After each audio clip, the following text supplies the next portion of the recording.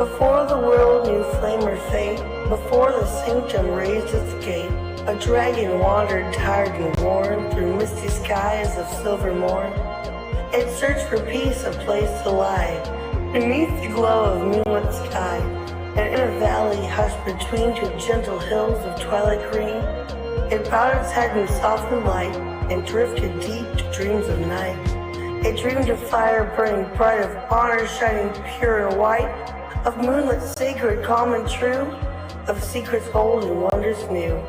From dragon dreams the whispers grew, a hint of halls the world once knew, where mysteries danced in shadowed air, and magic bloomed in hearts that dare. That was the dawn of what would be, where five fought fate and unity. Their story closed, their watch now done, five voices fading into one. And so I speak across the yore, to those who brave what lies before. O hero born of flame or field, of moonlit craft or truth concealed, step forth, past revealed, come soon, your fate unsealed. For now the sanctum stirs to see what new-made legends you will be.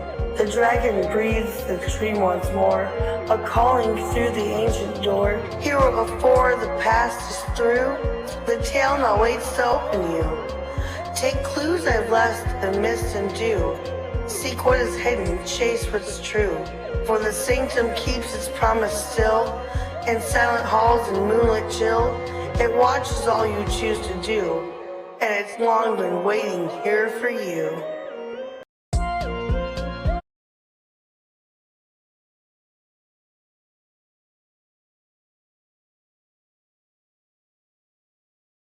Spells and Scepters.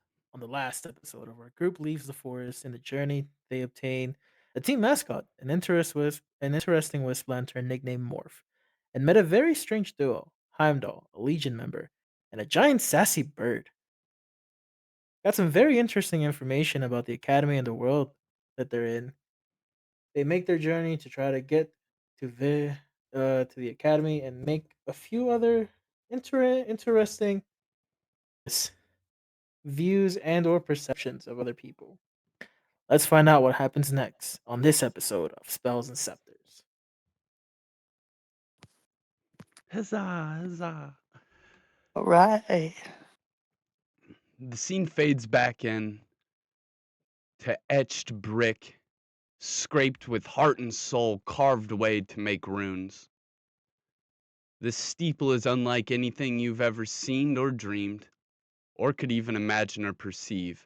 At this moment, you're not even sure you could take it all in. The magic etchings along the archways, along the carved borders of the books, along the floor in which you walk.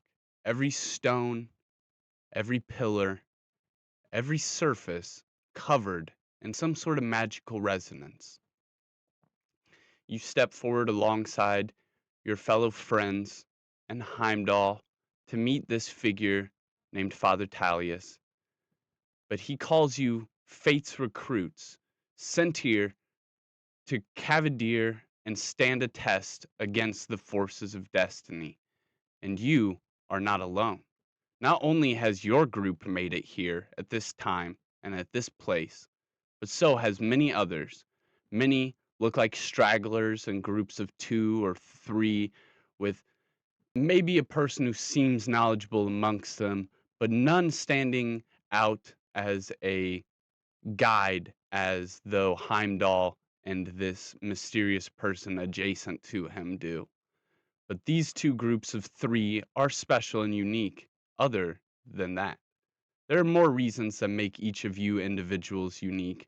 Vero, your eye literally going crazy at this moment as you try and like look forward, but it's literally like pulling, like one of those people whose eyes start drifting away when they're talking to you. And it's trying to look at all of these magic runes all at once. And you can't control it, but it's like you can feel that itch in your eye to trying to flicker and trying to look around. Solaris, for the first time in your life, when you step into this building, this inner conflict between you being a night owl and feeling the grace of the warmth of the sun ends and quells. For once, you feel solitude and salute in the person that you are. Every making of every decision you have ever had feels like it has led you to this exact moment. Beside you, your friends, Wax and Cloud, they also feel some similar mementos as they try to discover why they are here as well.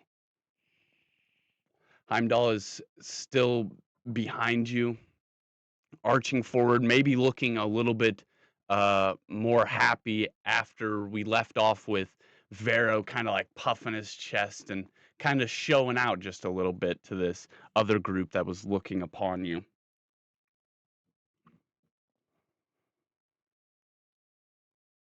Can I look at Heimdall and ask, what are we here? Like, what's happening? Like, why are we here? Like, just trying to pull him forward. Like, I grab his shoulder and try to like pull him next to me. Yeah, sure. He's he kind of like clings down. Oh yeah, I guess I kind of forgot to mention that, huh? Well, I did say I would get you to the school. If you want to get through the school, I guess you got to see what fate has in store for you. And he like smiles. This smile that he hits you with, it's different. It's not comforting. It's not smug. It seems like for once you can actually see this connection between you and Heimdall in this smile, as if he's truly someone looking over for you, and he's just excited knowing that you're anticipated that you don't know what happens next or what, you know. Yeah, yeah. Hmm.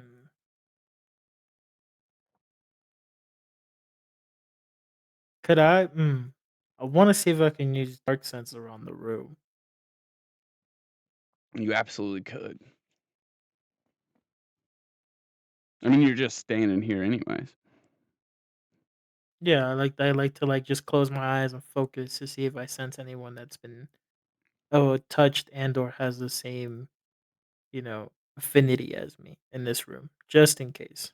Absolutely. Do But I you do? you are using dark sense though, correct? Yeah. All right. Roll a constitution save at disadvantage. Ooh. Oh. Oh. I don't like you said disadvantage. Oh no. It is please, No! please. No! I usually think I rolled a 20, a nat 20, and then I rolled a 16. I I see have that. to go with the 16. That 16 with my proficiency goes up to 18. Well, this warm candlelit room begins to fade from view. This silver etchings of these runes. You notice you're able to focus in just a brief moment before your eyes fully close.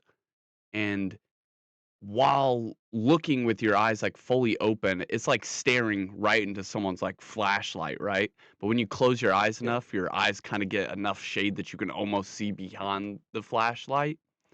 And Yeah. as this light kind of like dims in your squint, you can see these runes look like they're carved with some sort of silver magic, exactly like the magic that you've seen rippling around on that letter.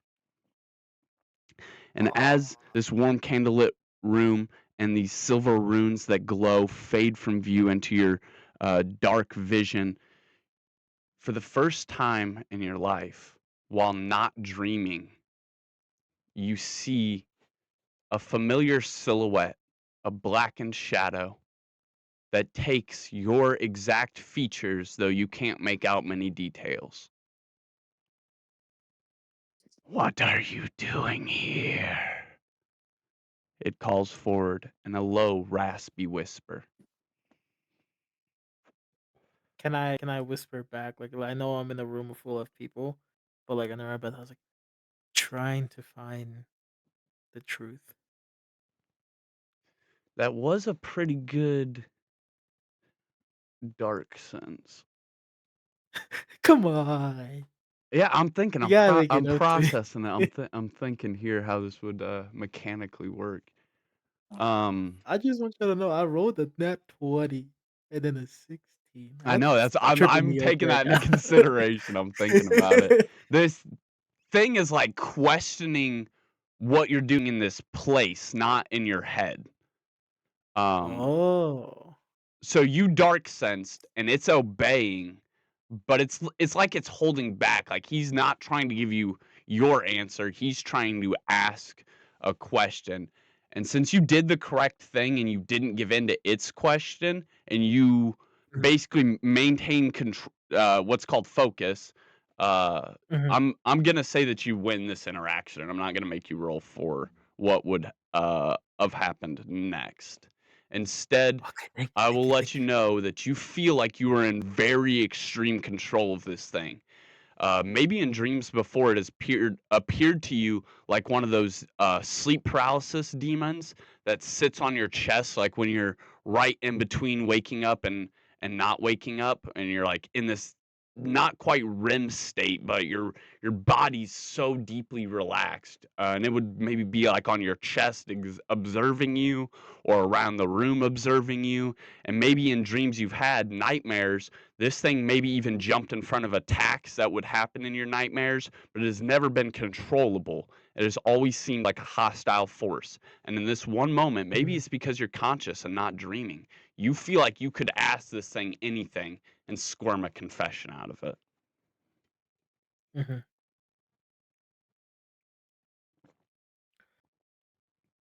Huh. Can I hmm. So, he asked me, "What am I doing here?" I told him, "I'm trying to find the truth." We're in a room with sigils, right? Like, there's not, like, any with random like, with a bunch of different people with different, abilities, right? Could Your I ask body him to see is. if there's anyone Yeah, like, could I ask him to see if there's anyone like me or has been touched like me, in a sense?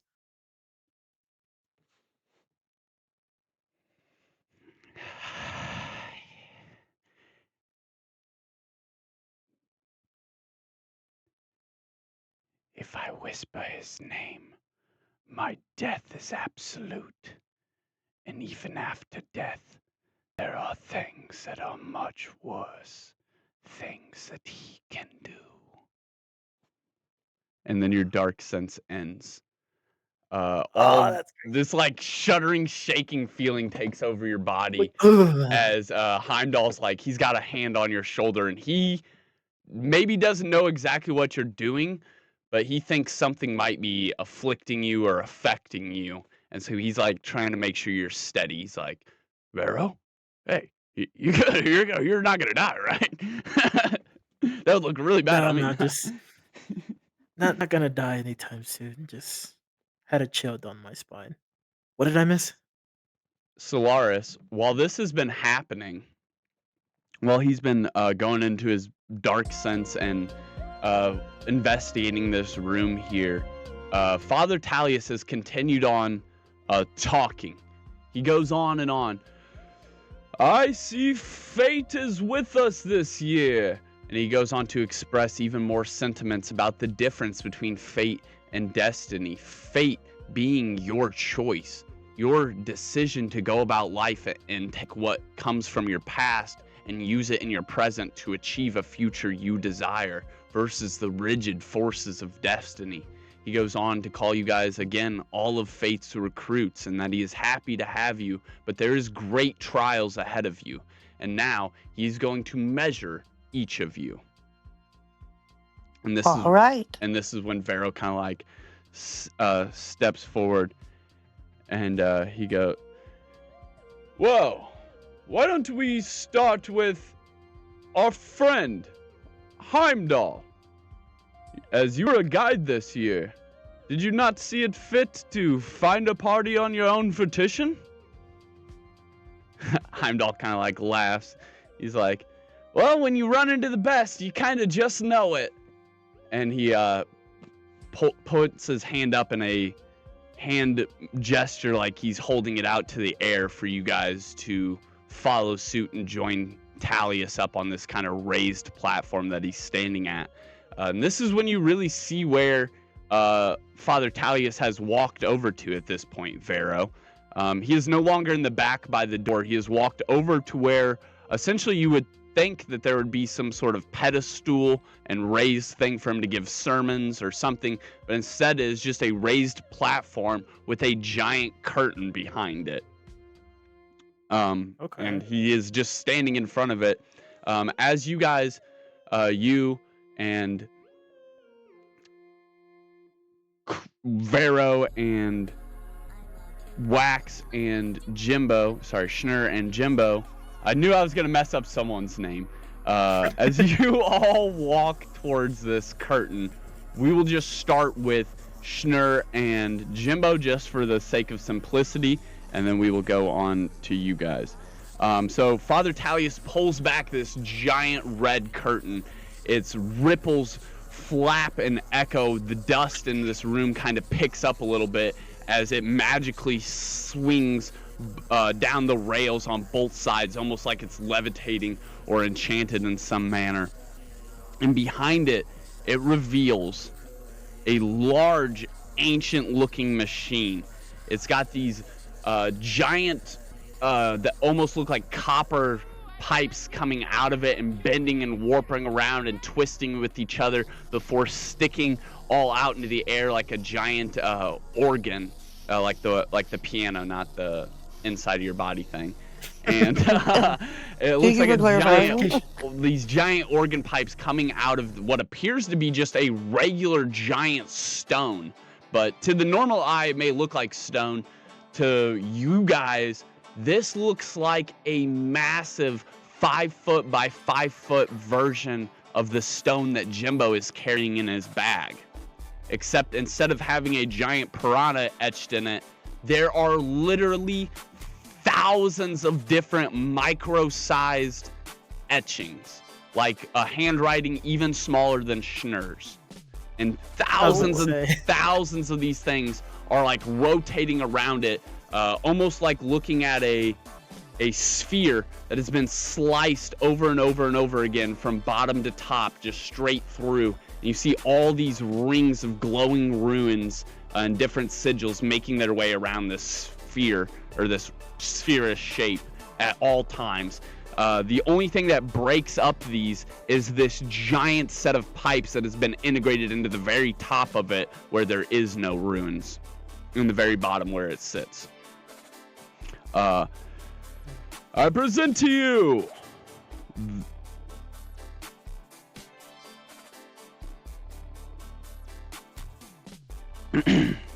sorry.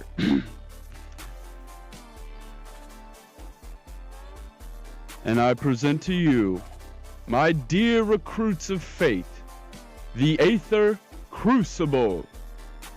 And Jimbo begins to step forward, Schnur on his shoulder presumably. Father Talius smiles wide. We've never had two people be tested by the Crucible at the same time. Jimbo reaches his hand forward, touching the middlemost part of the sphere. But before his hand can make contact with it, all of the runes that were flowing in these perfect symmetrical lines like rings begin to warp and bend, avoiding the handprint of his hand perfectly and continuing to flow.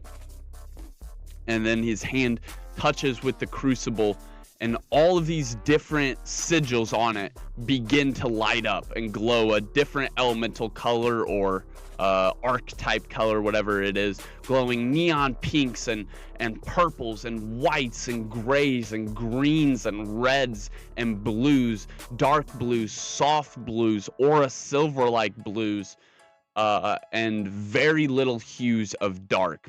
Very spotted, like almost dropping an ink pen on a piece of paper. A black sigil here, a black sigil there, a black sigil here.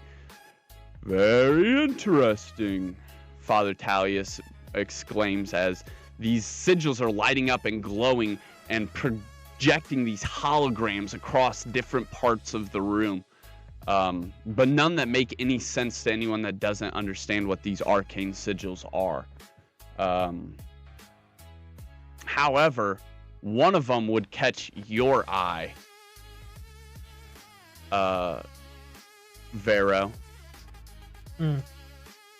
One of these sigils looks like a circle with an upside down A in it, and then in the topmost part, facing downwards, is the symbol for fire. Kind of looks almost like a campfire flame bending and warping around, but to you, you don't see that arcane sigil. You see the eye of a dragon. In that, I start to in tense that up, projection. essentially. Yeah, as Because soon it's as I something see it you've catch seen my eye. before, so your knowledge is connecting to that symbol.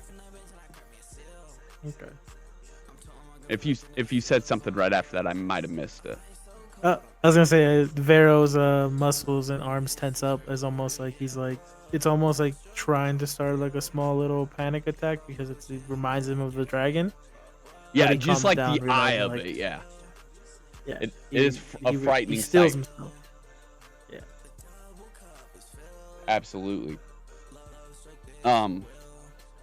And yeah, there's not very much else to say for theirs. I'm gonna of course give them a little bit of filler and tell them their projections and stuff, but we as the audience won't get to know very much more of theirs. But apparently it just gauged Schnur and Cloud. So now we don't know exactly what that means, but all these different sigils started lighting up and glowing and projecting. And Vero, you can recognize one of these projections as something that actually exists. That appears to you as the eye of a dragon, as it's projected out across as a beam of light and energy. And then they step down, and that leaves Vero and Solaris standing right behind Heimdall. He has followed you up to this like side part of the stage. I look at Solaris. It's like, ladies first. All right. I'm pretty excited. I don't know what all this is about, but let's see what it says. So I go ahead and walk up there, right? Mm-hmm. Do I have to do any moves or anything? Yeah, you step forward very elegantly, very confidently. You're like, man, that wasn't so bad for them. I wonder what I'll get. And you throw your hand down, and again, just like it did for them, right before your hand makes contact with this sphere, doesn't really matter where you choose to put your hand, it will always bend and not allow it to actually touch your fingers, and it's going to make the perfect outline of your hand while still flowing perfectly, seamlessly. And your hand makes contact with the stones. You maybe watch for a second and admire as how these runes dance around your hand. They're so tiny and so perfectly well written. It's as if this has happened 1,000,000 times for them. And it's just another day, just another process for this machine. And you throw your hand down and it bends and warps around. And as your hand makes contact with the stone, you can feel this what feels like pressure at first, maybe an inch above where your eyebrows would meet at, directly above in your forehead. You feel this pressure poking and poking and poking and getting a little bit further, and you might even like wince a little bit in pain and look over at Father Talius, who notices this, and for a moment his big glowing smile almost seems to frown, as if he doesn't understand why you could be in pain. And then runes start to glow and light up, but not like they did for Cloud and Schnur, how it started glowing kind of simultaneously, encapsulating the whole sphere. Yours goes from one side, then back to the other, from one side, then back to the other, from one side, then back to the other, rapidly. Ding, ding, ding, ding, ding, ding, ding, ding, lighting up and glowing before the two sides finally make one line that connects in unison, right at your hand. All of these start glowing and projecting lights across the room as the magic is gauged for its potential. You feel this echo of sunlight.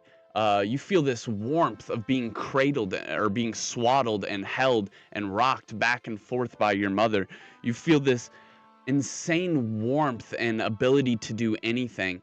And then you feel this coldness sitting on your shoulder, this imagination, this potential, this ability to do anything. But without the sun, no days would come and nothing would get done. And these two feelings kind of swirl and battle. And you could almost interpret this as what's happening on the sphere as it's bouncing back and forth, before finally you look around the room and you see all of these lights that have bounced off. It casts a hologram that only to you seems like a perfect mural. For a second, you can see everything from the start of your life all the way to when you were an infant. Roll a regular 20. And where would you like, if you were to look at this, if you were to look at your whole life just for one brief second, where do you think your eyes would fall? The beginning, the middle, or the end? I guess the beginning. I'm going to say beginning. All right, roll a regular 20. It's how much you can take in like a second, essentially.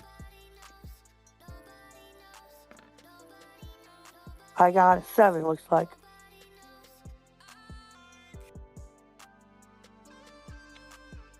There's an orange cat sitting next to your cradle as your mom finishes swaddling you and she sets you down. You can't quite see your mom's face, but she sets you down and you can clearly see this orange cat kind of looking at you, its head twisting in confusion as it's trying to figure out. It's like, that's not a kitty.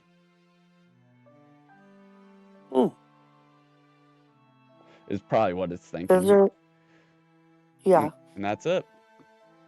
All right. Your potential has been gauged.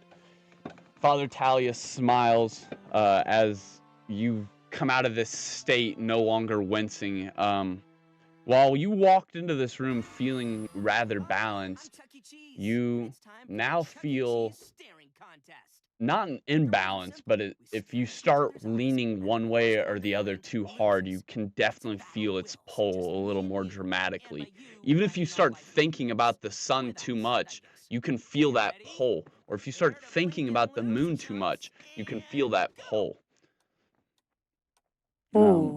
Yeah, but you feel confident in yourself to make the right decision, hopefully. Okay. And then that only leaves Vero.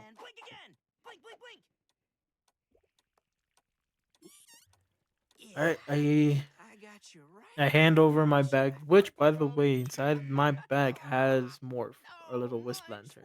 Oh, And I hand it over yeah. to Heimdall. I was like, just keep that safe for me.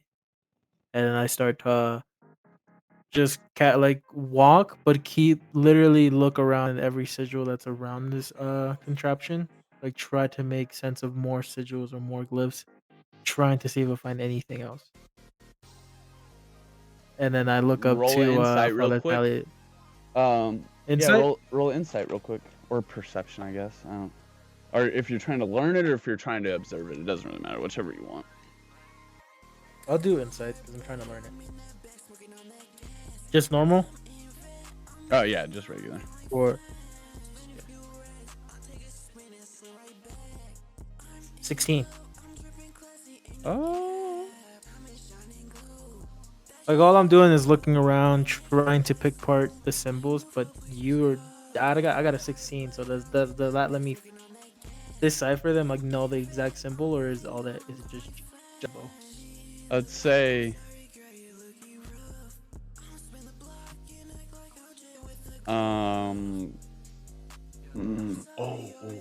Okay.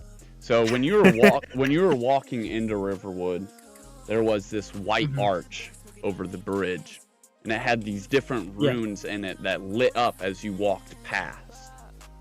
You see that, and you can remember better what one of the three look like. Roll a d4.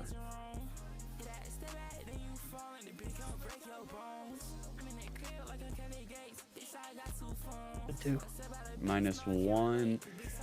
All right, so that would be a 1.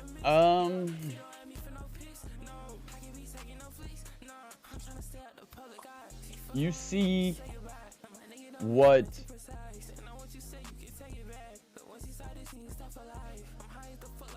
You see what looks kind of like a circle with a another circle inside of it that's like a dash circle, like these lines that are dashed out, and you get a feeling from it that this is a very defensive type of magic. Not only that, but you see this same symbol spinning around on the orb in front of you. You catch it once or twice, and as you're looking for it the third time, you catch that one that looked like the dragon's eye. Although you've seen it as a dragon's eye, you could still roughly see what the arcane wording was looking like. And now you catch it again, and it's like more word form. I'd say you've gained insight on both of these if you put them in your character sheet notes. If you can even remember what the dragon's eye one was described to look like. Looked but like a campfire. The shield one is a circle with another circle inside of it that's like dash lines. So I just put circle with a dash circle inside of it. Circle with dash inside. And then the other one looked like a campfire. I'll just be a nice DM and tell you the other one. It was an upside down A with like a upside down fire, like a campfire looking flame, like how you would think of it classically being drawn, like one swirl, big swirl, small swirl. There's like two little flames licking out and then one big flame flickering.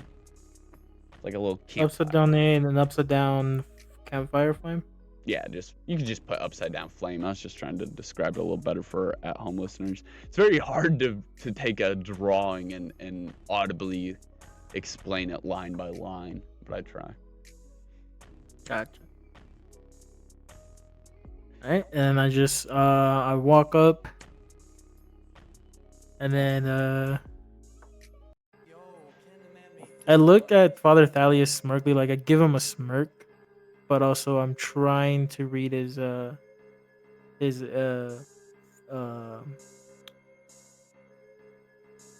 physical like body language to see if he's like concerned or like excited, like something like that. I tried to read into him while slowly. I would say he's not even trying to be deceiving at all. So you would you'd be able to read him like an open book. Gotcha. He is more excited for this moment than probably anything in his whole life. Okay.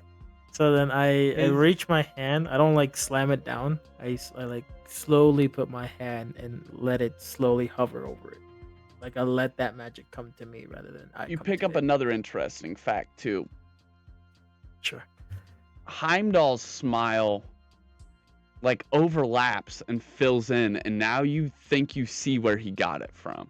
This looks like a bigger, much more sturdy, even more glowing version of Heimdall's like anxious cover-up smile that he gives you. This is solid. This is, you know, what that genuine, the real McCoy. Yeah. Gotcha. Right, so I just I put my hand near the crucible, but instead of like slamming it down or placing it to where I'm trying to go for it, I let it try to go to my hand. Like I let my hand hover over it.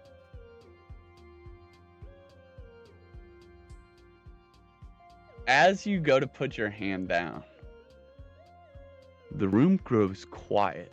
Everyone's anxious. They're leaning forward. They're like, oh man, what's going to happen for this guy? What are we going to see?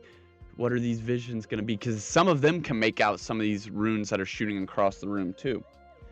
And you go to put your hand down. But as your hand gets closer and closer, they start to make the outline of your hand, just like before, bending and still flowing simultaneously and smoothly. But as your hand gets closer and closer to the stone, that handprint, that outline, gets bigger and bigger, expands, almost as if these wards are moving away from you. Your hand getting closer and closer, and this handprint has grown to be like a foot large now. Just absolutely gigantic outline of your hand. And as you go to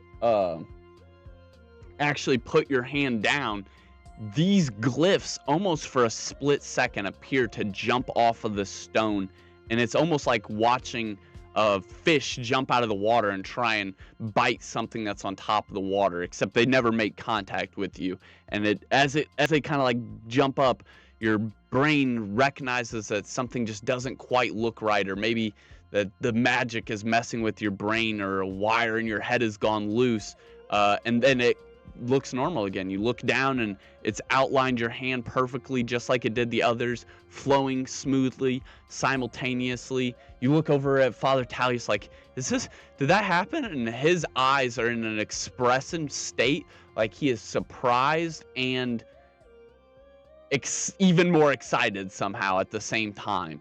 And then you look over at Heimdall, and his eyes are just like rolling back, like, of course, like, how could that not have happened? You seem to be missing a clue here, is what you gauge. But then, as this magic starts to glow, you see, much like it did for Schnur and Jimbo, this cascade of lights begins enveloping it, glowing in all these different rune colors and lights, fragments of yellows and oranges and hues of bright reds and crimsons and indigos. You see all these beautiful colors cascading around the side as the whole orb is eventually enveloped. You see every single glyph has lit up and is projecting across the room. Even the black ones, all the dark ones, and eventually, and it just appears like this huge barrage of light that is swirling and enveloping, taking even longer to process and gauge as it's shooting them out in pieces and patches. At this point, you might even still be looking around to see that almost mural-like spectral projection that Ray's seen, and yours is like patchwork. It's like it's trying to put a piece here, and then it's like shifting it around, and then it's like, well, fuck, and then it tries to put another piece here and like shifts it around, and you can tell something, it's like lagging. It's like it's trying to load in too many files at once. And Father Tallius has begun laughing, and he's like, what a way to show him, Heimdall! And Heimdall's like, I told you I found the best.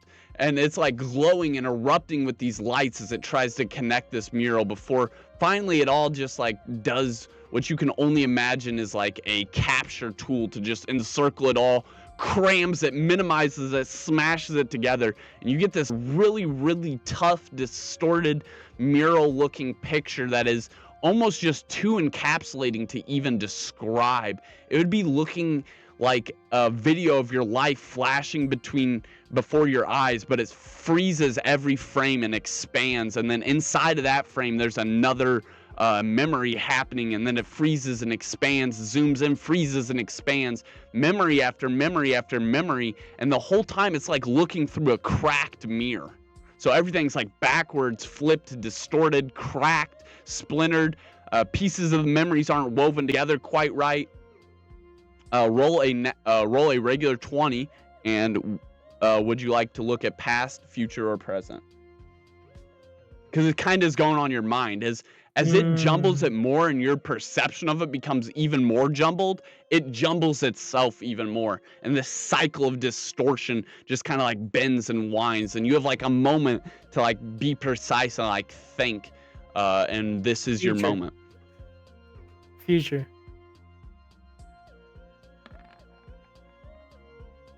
That's 17.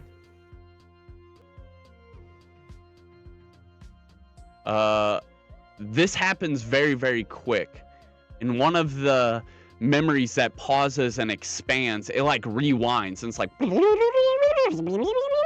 and it shrinks back down, and you see Heimdall, and his helmet is like literally cut in half, falling off. He's down on a knee. He spits a little bit of blood, and he looks over and he's like, I guess you did master all the magic. Hopefully that's enough to kill that fucker. And then the memory ends.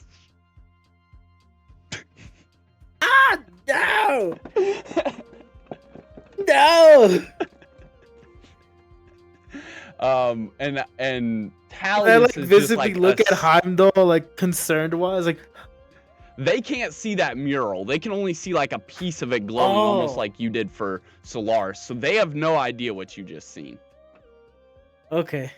For them, it's like even worse. It's like holding up a magnifying glass and trying to look out of it from far away while you're holding it away from you, not up to your eye. So it'd be like they're like trying to look across the room for any little picture that makes sense. But for you, you're like Gotcha. actually interpreting it and attuning to it, and it's changing based on what you're looking for and what you're looking at.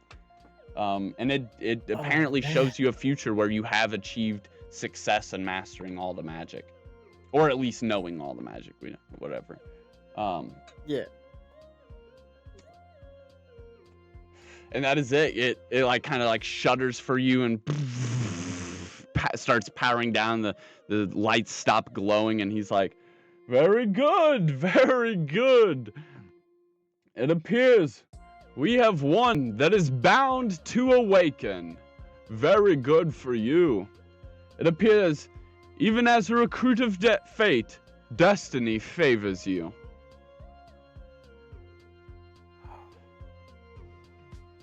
I visibly like just shake my head, trying to regain myself. Like, okay, trying to like that, and I just look at Heimdall with like a worried smile.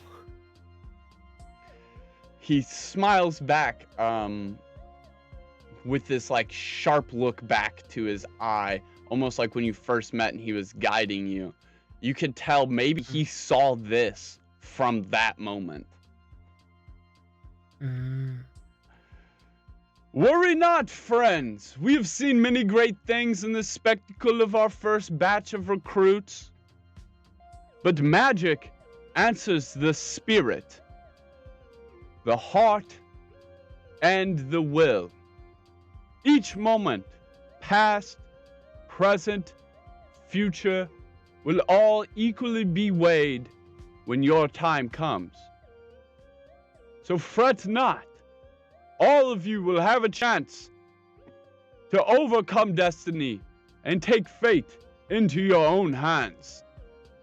He is smiling. This light at the end of his staff that's been kind of like lightly glowing and kind of illuminating the whole room almost like a chandelier is now glowing even brighter, radiant.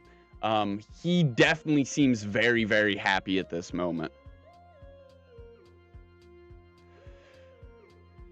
All right, who next?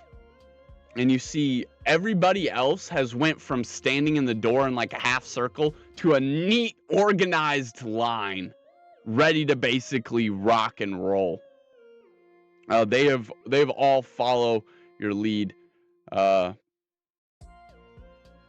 Most notable, Kaylin Emberford. She is one of the only groups of 2 that made it here with no guide, and hers only lights up with these bright crimson reds. Projections across the room look like a forest caught on fire. Huge embery waves of waking fire lashing down and smashing like tsunamis. Eisen Veilwinter, the guy who came with her, he has this look to him that just doesn't look right even for an Arcling.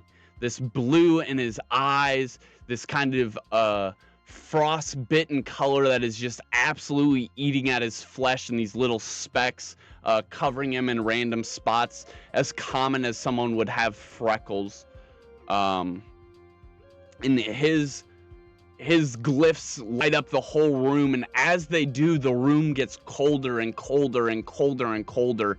And Vero, you might even pick up one of these glyphs, and instead of being able to actually recognize the magic, you get a idea of the image, kind of like they were doing for you and for you did for Solaris. And you see this what appears to be some sort of watery tornado that goes to touch down with the ground and then bends and spikes back up, and then the whole tornado funnel begins to get thinner and thinner and thinner until it looks like the tornado is essentially upside down and at its thinnest point at the top before slamming down, and this whole contortion of water and typhoon of bending air becomes an ice-like basilisk with these rigid giant tundra spikes across it.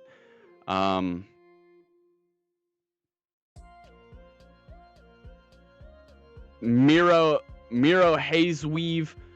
She is one of these groups of 3 that made it with no guide.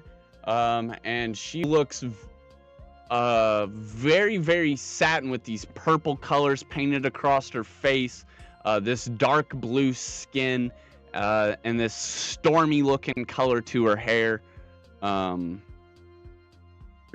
The guy that is in the back that was looking at Heimdall that you puffed your chest out at, Vero, he would speak up before Father Talius even gets to say the next person's name that's to step up to the forge. This guy would step up and start speaking first.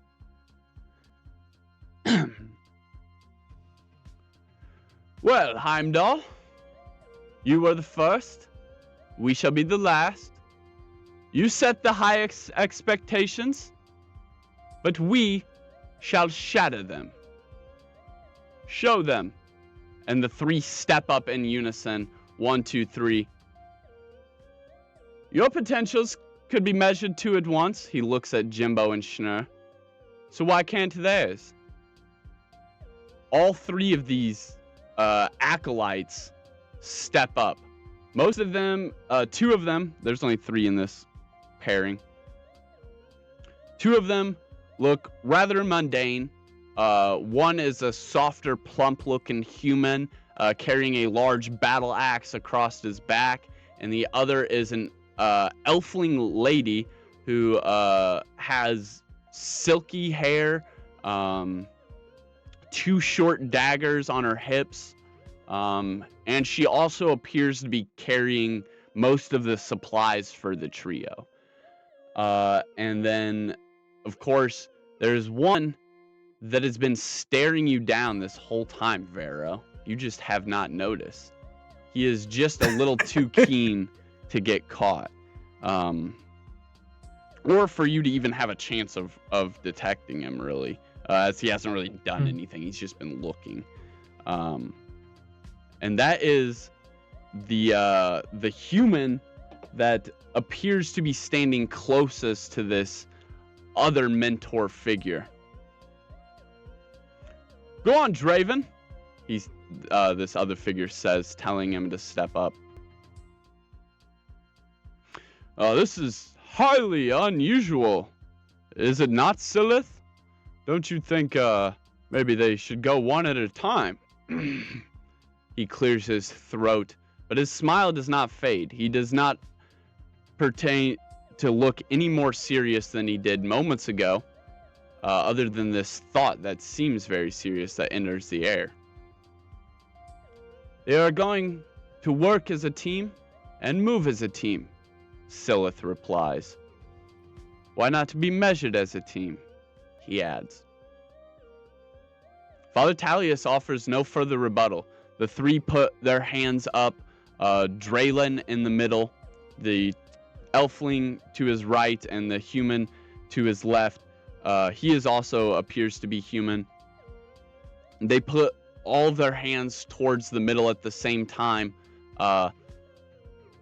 The sigils do appear to bend and be in some sense of state of confusion at first, not really able to morph and bend to 3 different figures or hands, as when Jimbo and Schnur did it, it was just evaluating them together as one spirit only through Jimbo's hand. It didn't have to make different openings. But it bends per chance. Each of the 2 on the side has a silhouette where their hand can set, and their hand gets closer and closer and closer, and so does Draylin's, though the middle seems more contorted, distorting and spiraling in on itself, something we haven't seen happen before. And before the other 2 can make contact with it, every single rune on the sphere lights up again. These huge lights and bright, vibrant energy of radiant beams shoot out of it before, but these ones aren't ethereal images that cast these beautiful illusions across the room. These two are bright, striking bolts of energy that moves like lightning, one black and one gold, and each of them pierces through the shoulder of the two standing on the side. The elfling having her left shoulder pierced, and the human lad having his right shoulder pierced, as they are ricocheted away from Draylin, and the sigils on it jump out, bend, and actually wrap around his hand. It wraps around, binding his hand, slamming it against the sphere as these lights start to glow. Every single color, every sigil now enlightened on this sphere as it radiates around faster and faster and faster and faster and faster and faster.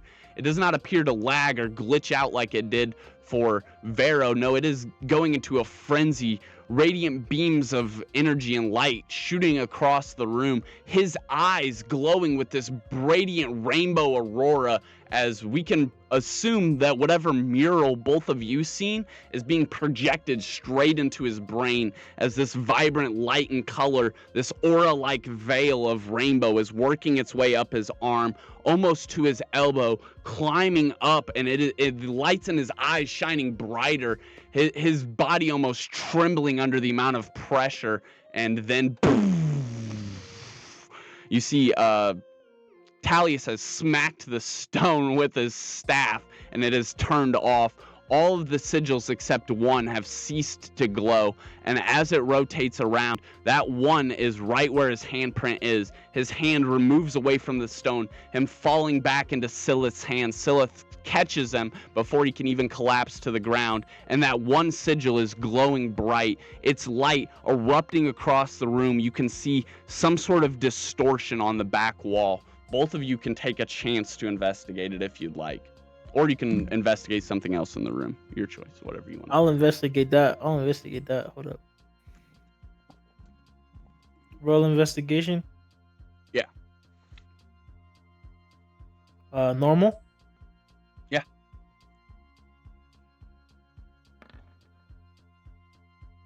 Ooh. 17. 17. As if in this image that's being cast across the wall, again, this happens in just a brief couple seconds. Mm-hmm.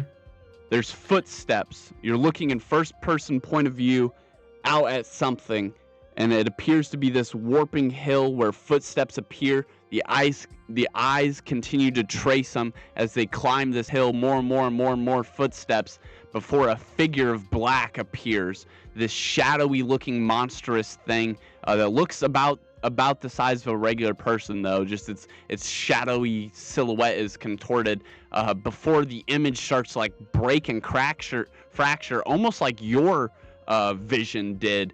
And then right before it can fold and erase, you see that shadowy figure turns around, and it is none other than Vero. And then the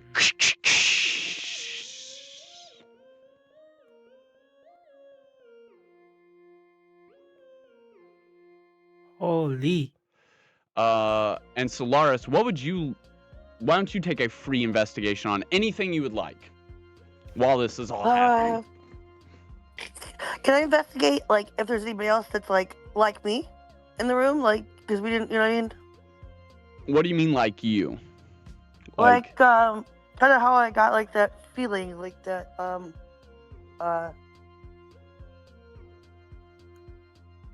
like, remember when I was there and Thalius was looking at me and he kind of, like, got a little confused of why I would be feeling pain, like that pain in my forehead? If anybody else gets that same type of senses? No. Nobody else winces in pain except, of course, the two people who just got a fucking lightning bolt shot through them. Yeah. But other than that, it's a pain-free experience for everyone else. And you didn't get hurt. I would imagine it like, kind of like maybe what it would feel like to poke your thumb with a thumbtack very lightly, but if nothing actually happened, you know, like you would just get that sensation like something poked you. And you like just flinched for a second. You're like, ow, that didn't feel nice. But it didn't. You didn't get like hurt or anything. Yeah. Yeah. Just to clarify. Cool. All right. Like you didn't even take 1 point of damage. It was that minimal. All right. If I investigate the people that we just saw with the whole lightning bolt again, is it going to tell us anything more than what Vero's already learned? It could, if that's your choice. Well, I can't tell I you think for sure let's what try you it out. can't. Because You can I don't investigate really have anything. nothing else that I want to ask right now. I'm kind of just seeing, what's happening. All right, so roll I an just roll assist. a regular Or a just a d20. Yep. And then add your investigation. Okay, so let's see. What's my investigation? I rolled a 15, and my investigation is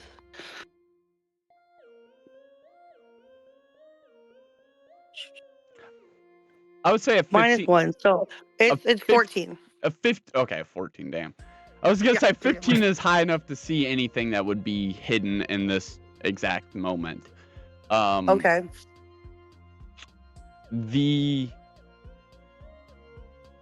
The kid, the guy that got hit with the lightning bolt, he is in pain. It looks like it seared the fuck out of him.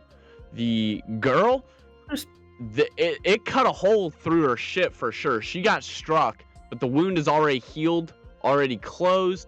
Draylin is already helping her stand back up.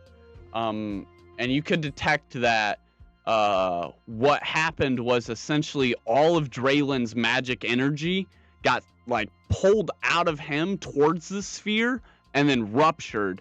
All of his damage potential went one way and all of his healing potential went the other way. Oh. That's what appears So to have happened to you. Almost separated their powers, sort of. Yeah, like something went wrong with yeah, exactly. Yeah, it's like rejecting them, sort of, kind of, but like messed their stuff up. Okay.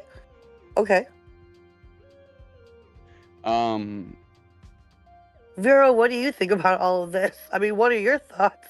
I don't know what's going on. Everything's so I interesting. just smell smoke and crispy human flesh. Yeah. Dude got fucking Everyone's smoked. getting all these sigils and seeing all these powers. Like, it's crazy. I'm in my head. Like she's asking me, like, I just smell crispy human flesh. Yeah. All I know is burning flesh. I can't think. But my brain is thinking of like the vision or the investigation role I just did. Like I saw myself. Yeah. Fair enough. Well, Father Tallius would run over there and he would go to the lad that got the rupture shot through his shoulder, and you would hear him, "Lay hands," and he would cast lay on hands and press his healing, glowing golden aura light from his hand across the shoulder wound, and then as his hand moved from the shoulder, it would be completely recovered and healed.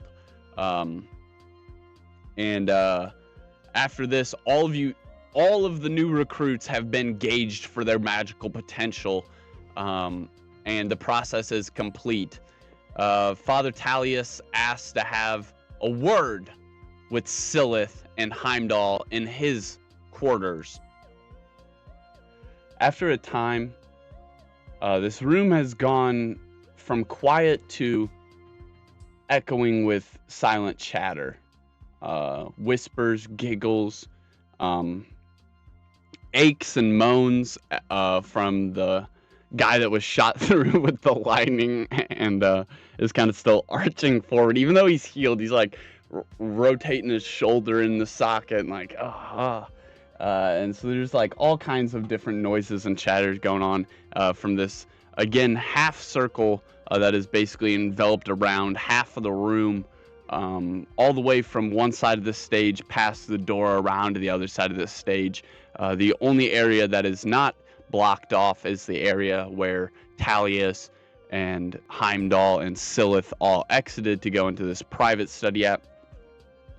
And you guys are sitting here taking in this chatter when Heimdall returns from that door again. It opens with a slow creaking groan, and he steps through, his armor clanging. You can tell it's him before he even comes into view, as the armor squeaks and wobbles back and forth. He stands steadily in the doorway and smiles at you guys. Hello, everybody. Hey, hi, I'm Heimdall. I'm not really in charge around here, but Tallius asked me to let you guys all know that we are going to reconvene here tonight at sunset we're going to prepare for our trip to Mistvale Sanctum. Until then, you guys can all go out into the town, explore, gather the supplies that you will need, and if you will look to your left, and a table comes floating in behind him and continues floating past him, or right there, I guess. And he like points at it as it's continuing, like as a mind of its own or not being controlled by him. He's like pointing and following, and he's like, you get the idea. Go up to that table and grab yourselves a voucher that'll help you guys get something from the shops in town. Everybody, please take one. We're kind of running low on funding around here, so it looks. And the church gives a ironically timed groan as it settles in with the wind. And so that table is kind of like floating around near the door that you guys walked in from. Everyone else like piling through and looking at these pamphlets that are kind of like weighted down with some sort of like rock or stone. And there's all these voucher pamphlets. It's just like one page that gives you a list of things that you can get with that page. There's a variety of different pages, but you have to decide which type you want. So there is equipment for battle. There is preparation, like stuff that you would have had access to the first time around when we made character backgrounds, stuff like that. There is food vouchers for the cheese shop, of course. There is a exclusive voucher for the Riverside Market. It says approximate value of 80 shillings of silver. And that's it. Mm-hmm. I thought I was missing one. Sorry. I had to look at my notes. That's it. So you can either get some sort of weapon or something like that from this resistance cause. You can get a voucher for equipment to get something that maybe you would have liked to have gotten the first time around. You can get a voucher for food, exclusively cheese, or you could get a voucher for the Riverside Market. All right, I would like to pick a voucher for the Riverside Market. All right. I will take the equipment voucher to go get something like basically any starting loot is on the table, and it would be like, say you came here with no backpack. The idea is that it would be a backpack. Like you would get the stuff that you would have had the chance to get the first time around. I'll just take the battle one, going for like weapons and stuff. Okay. I'm sorry if I misled you with that description. You would still be able to pick the things you want. I'm just saying it's basically what you had offered, what you were able to describe and choose from the first time around. You get that basically same process again. That's what I meant. Sorry. But yeah, you want either one? Which one? I'll just take the battle one, the one for like weapons and stuff like that. Okay. And then you guys would be standing there next to the door.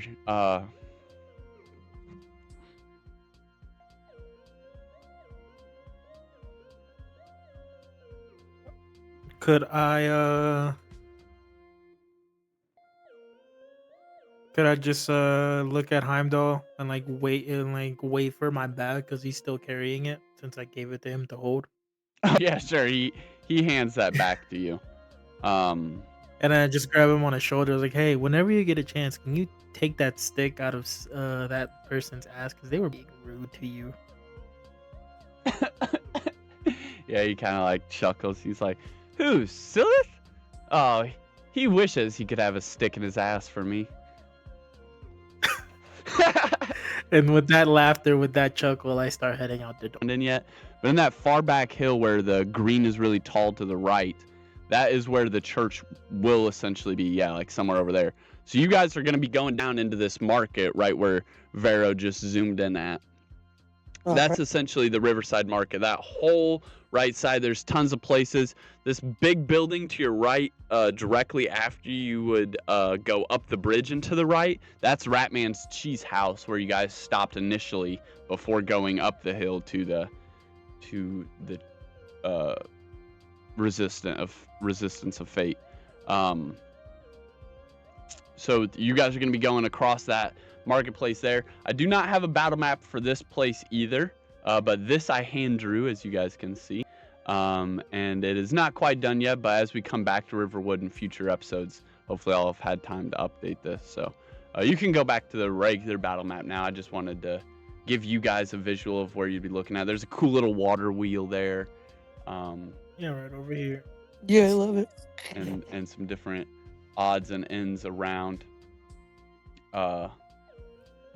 But yeah, we're mainly on the right side there. That's the marketplace and where you guys would be heading. So I just wanted to pull that up. The market. Yeah, like weapons or armor or some The stuff like that. blacksmiths is just past Ratman's, going the opposite way of the marketplace. So you guys could stop at the marketplace while you're on your way and then continue over that canal right there.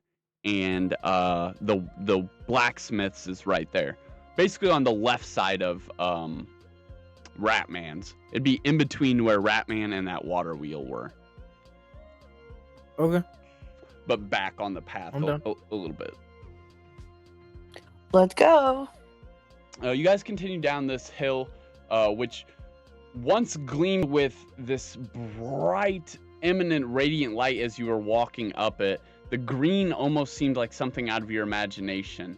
But now that you've walking down it and reality is setting in, you guys really get a sense of how magical this place actually is.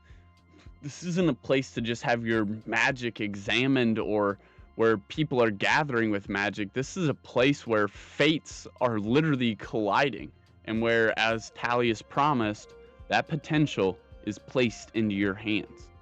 With every step, you guys can now carry this potential in thought.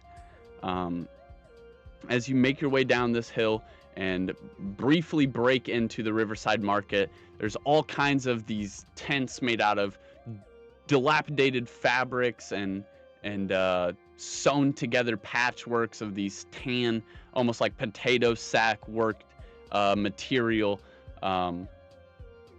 All kinds of them. There's probably like 4 or 5 right as soon as you break into the corner of the market at the bottom of the hill, and there's some more permanent structures kind of around the back of them, making your way down this road, kind of filling in the background scenery a little bit. At first it looks like you're at some sort of fair or some sort of community sale. Everybody has these tents and things are going by. People are walking by, eating all kinds of different odds and ends. What appears to be like frog legs and some sort of really big, giant, but thin curled fingers that are like covered in some sort of powdery sugar looking thing.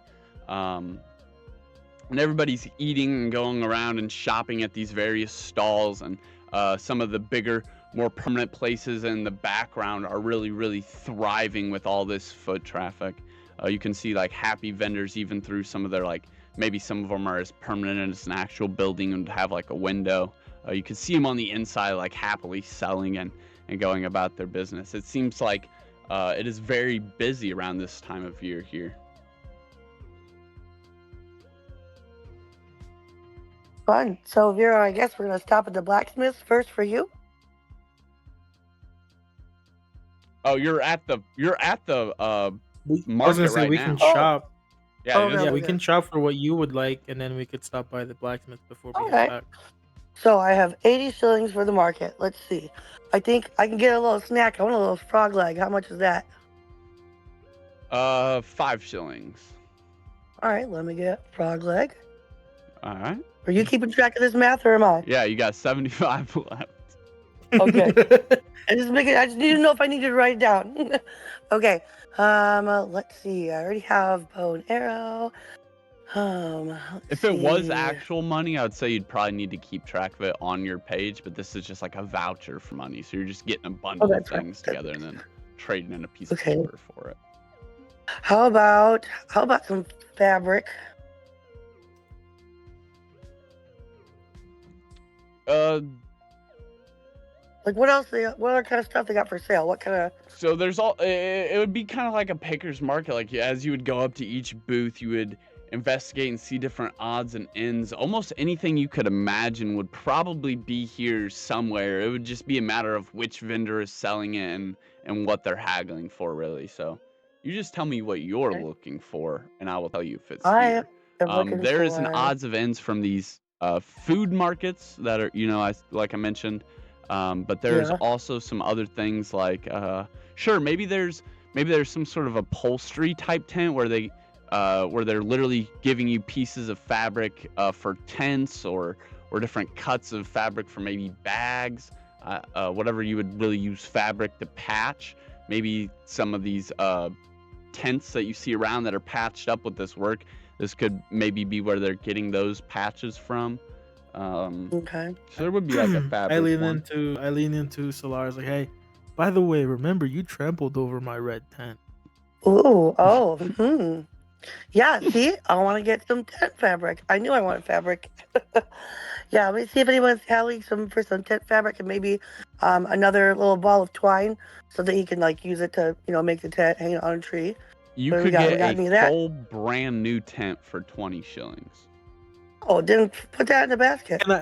Can I barter for it with her? Can I like bring down the price? Sure. What you got? What? Role I'm just play it. You walk up to this tent and there's all these upholsteries and Walking. different products, and you definitely see that she has like some tents set to the side that she's like deliberately clawed, or maybe she bought them torn up, but she has them setting there so that she can show you how to basically apply these patches. She's this elfling lady. She seems to be middle-aged, but her eyes are bright and vibrant like a young lady, and her hair is done up in this giant like Cinderella, like layered cake looking multi-stack, as it's just woven up so elegantly. And she seems like a mess, but her hair is very well taken care of. Got you. I walk up to her with the tent, like I pull the tent on my pocket. It's like, the answer to my prayers. Kind vendor, will you please help me either replace and/or fix this tent for me? I know it seems worn out, but I'm really looking for something new or equal to its value if possible. She whips around in excitement, and a giant like spit of tobacco goes flying past your foot onto the ground. She turns around and has this like giant lump of something inside of her cheek, and she's like, "Well, howdy, how are you doing? You interested in some of my fabrics or my patching fabric works, or would you like a tent? Tents, tarps, what would you have in the fabrics, ways we of got it tents? all. Pitch, post, and packets to take it home." Would you show me the type of tents that you have? Anything on the side is 20 shillings right there. Below this table where she has these torn up ones leaning against so that she can like quickly access them and show someone how to patch. There are like actual regular just tents laying there. There's a variety of colors, maybe a couple black ones, a blue one, a red one, a green one. Mm-hmm. And they're just like laying there. Kind vendor, would you mind accepting a trade-in or a little less value if I give you this red one and take another one? Like, is there a way that we can do that? She looks at it and she's like, "Well, it's not really torn up." She grabs it. She rips a giant hole in it. "How much of a discount were you thinking?"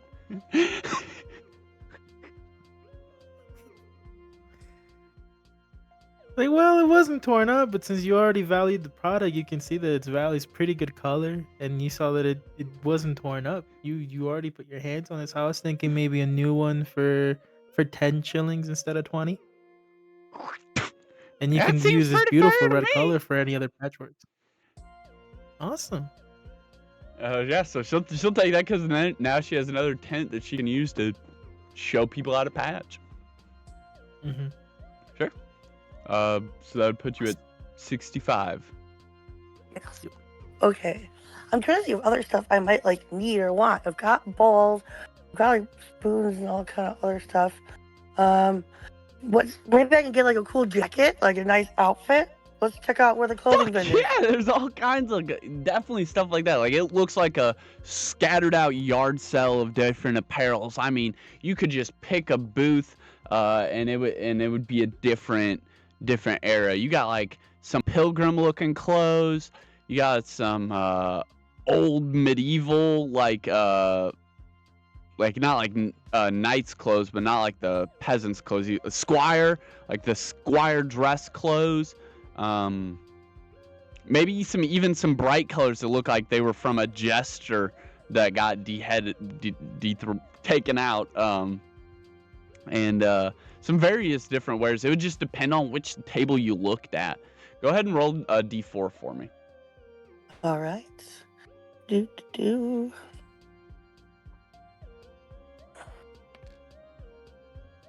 Give me. Man, it's so hard to read so little. I always zoom in. That'd be a 1. Okay. Yep. All right. There is something that catches your eye. It doesn't look like it would fit you though. There is a definitely large male crocodilian looking leather jacket that's actually kind of bitching. But it doesn't I don't know. It might be a little big on you though. I'm gonna have to pass. Maybe let's look at a jewelry booth or something. Yeah, I mean they would have different jewelry scattered out across various tables and booths, necklaces, arm perchants, rings. Yeah, I want a cool arm cuff, and I want a cool ring with a green gem in it. Yeah, I mean, there's tons of, there's all kinds of rings. That's what I pick. All right, you go up to this one particular stand. There's a table laying out in front of you with a very nice blackened tent behind it. And on this table, you can see some sort of stand that leans forward and up, displaying all the jewelry on it closer to the eye. And it's not just like laying out on the table, which catches your eye. As you step forward towards this booth, there is a man behind it with slicked back hair that's caught into a ponytail and 3 sets of glasses that have 3 sets of lenses that are like clicking around at all times and kind of like shifting even if he's not messing with them or pressing them. And they're just like clink, clink, clink, clink, clink, clink, like clicking and switching constantly between these different gears. And he looks at you immediately and he like kind of ushers you. He's like, hello, you have an eye for jewelry, do you not? And as his hand ushers at you, he like kind of waves it slowly down in front of all of the rings and perchants that he has at his table. And this small little mechanical spider thing crawls down off of his arm. And it goes down to where the stand is, and it holds its claws out, almost mimicking his motion as he's waving his hand in front of his wares. Aw, he's so cute. Yeah, I'd like to ask him if he's got any silver rings with a green gem. And his glasses click and stop for a second. He's like, oh, it's somewhere. Hold on, don't move. Oh, there it is. And he picks it up, and the glasses start clicking again. Ting, ting, ting, ting, ting, ting, ting. And he picks it up, and he has a silver ring with a green gem in it. Can you roll an insight check for me real quick? All right.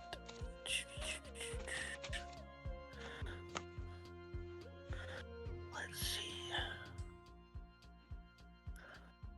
Am I still just rolling regular and reading insight, right? Yeah. Because mine's weird. Okay, cool.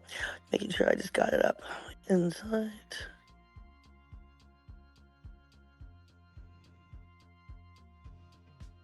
Okay, see, I got +1 on insight. Okay. So roll a 20. Yep.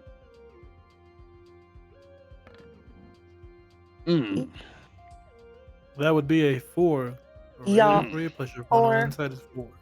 Yep.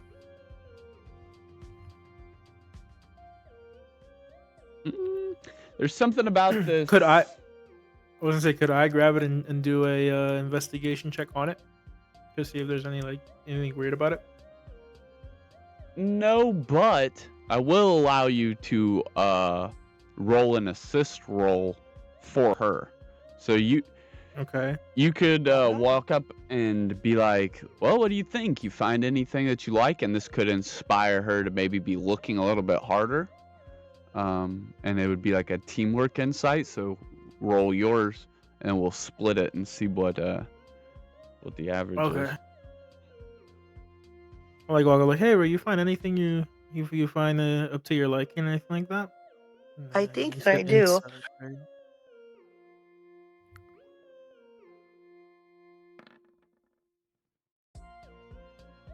That is that's a 5. So a 4. Or wait, no. She had a 4. So you had hers was a 5, so 4. 4.5. Mine is a 5. Okay. 5 or 4.5 then. Nothing seems very different about this ring other than the fact that it looks nice and it appears like what you were looking for.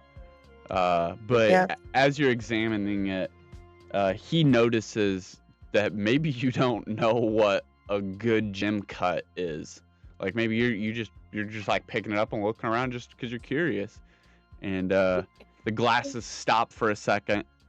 That's a good one right there, I tell you. And then they start clicking again, clink, clink, clink, clink, clink, clink. And the spider bot kind of. That'll be 90 shillings, but that's the best ring you ever got right there. Holy, I knew it. Sir, I mean, I may not know my rings, but I think you'd be able to do a better price for me than that. I'm new to this area. I'm just learning everything here. Surely you would have pity on me.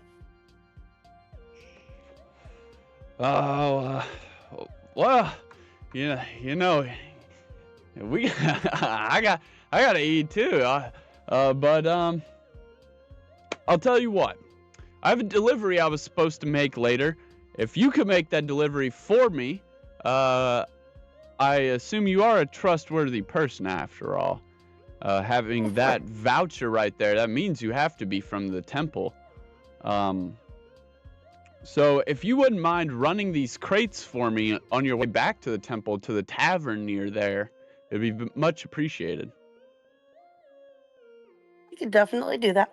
Okay. I paused right there. I paused right there. I was like, how about we run the errand? We get that ring for free and another 10 shillings for the trouble. Oh, now we're really talking. What do you say, Mr. Merchant Man, about that proposition?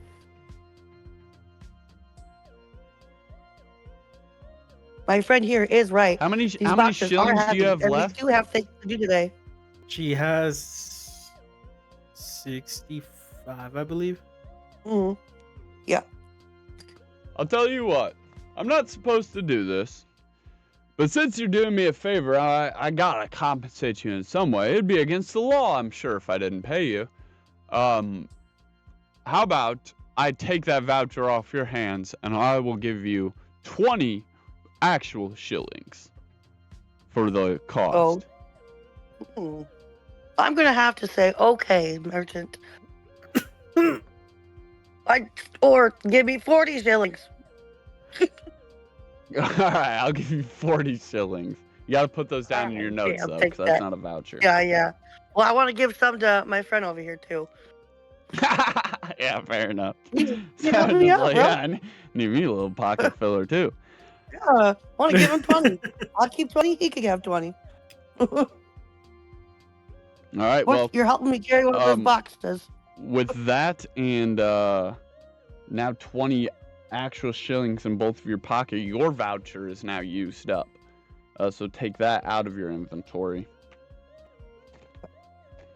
Now that it's gone, I'm gonna break a little bit of the fourth wall. You realize we gave away 60 for 20, right? What, didn't I get the ring too? Yeah. Mm-hmm.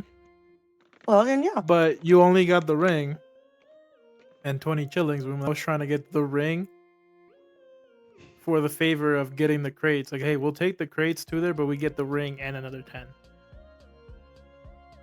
So we weren't going to pay for it. Oh. Well, the ring was originally 90 though. It's almost one piece of gold. Yeah. Yeah. Oh, you're right. You're right. Yeah. Right. So she got not only the ring for free, but then she also made $10, starting from only 60. You're right. So she My bad. she came I got up, it wrong.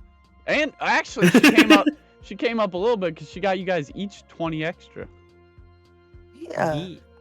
Okay, my ring is. You said it's gold or it's silver? Because I'm gonna write it down. Silver. Sorry, the Oh, right, I was estimated gonna say, value is okay. 1 gold. So silver ring with green gem. It's already cutting you guys a discount at 90.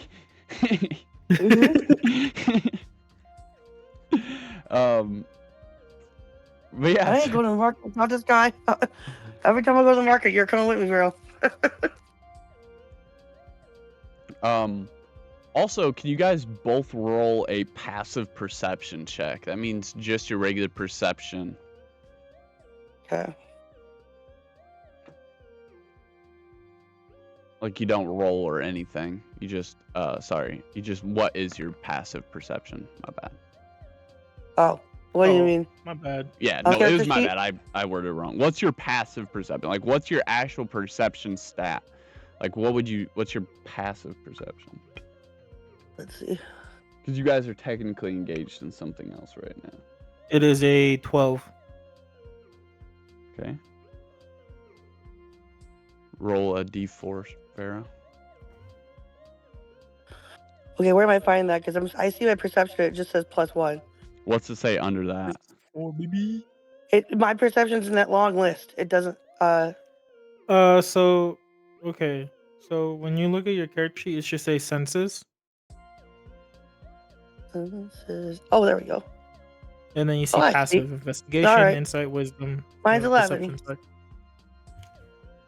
All right. I Yeah, got you a can also 4 roll a on my d4 d4. then. I can roll a d4. All right.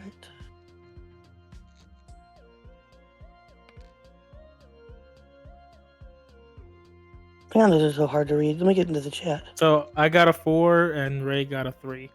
Okay. Yeah. Good thing you guys didn't roll the same thing. Oh. I'll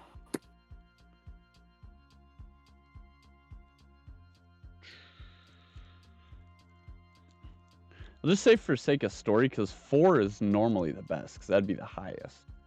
For sake of story, I'm just gonna flip around number 1 and number 4.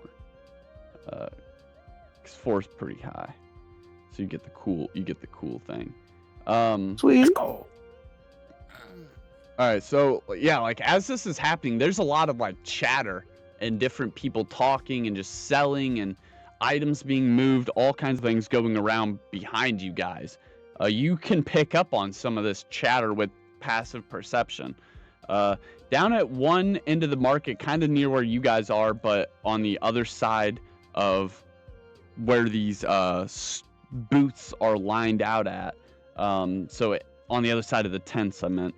There is a group of 3 or 4 people that are covered in these potato sack kind of garments, really, really torn, worn. Almost looks like they're literally wearing what that patch lady was selling. And they have brown hoods and scarves and all kinds of things to try and keep them warm. But they, at the same time, look like they're hobos, essentially. And they are holding all kinds of different cardboard signs and kind of like standing around holding them in the air, and they're going on and on. You hear some different things. The end is near. Dragons are here. Just all kinds of different chanty rhymes from this group, Vero. But yeah, that would be what would catch your ear the most. The end is near. Dragons are here. And they're just kind of going on looking like lunatics while everyone else is just minding their business, going on about their days. Mhm. So Laris, you hear that brother and sister, they were shopping at a tent near you, and they are kind of going back and forth laughing, and you would hear them pick up, yeah, did you hear? This town's got an Animorph. Yeah, but they say that he's not really into dark magic.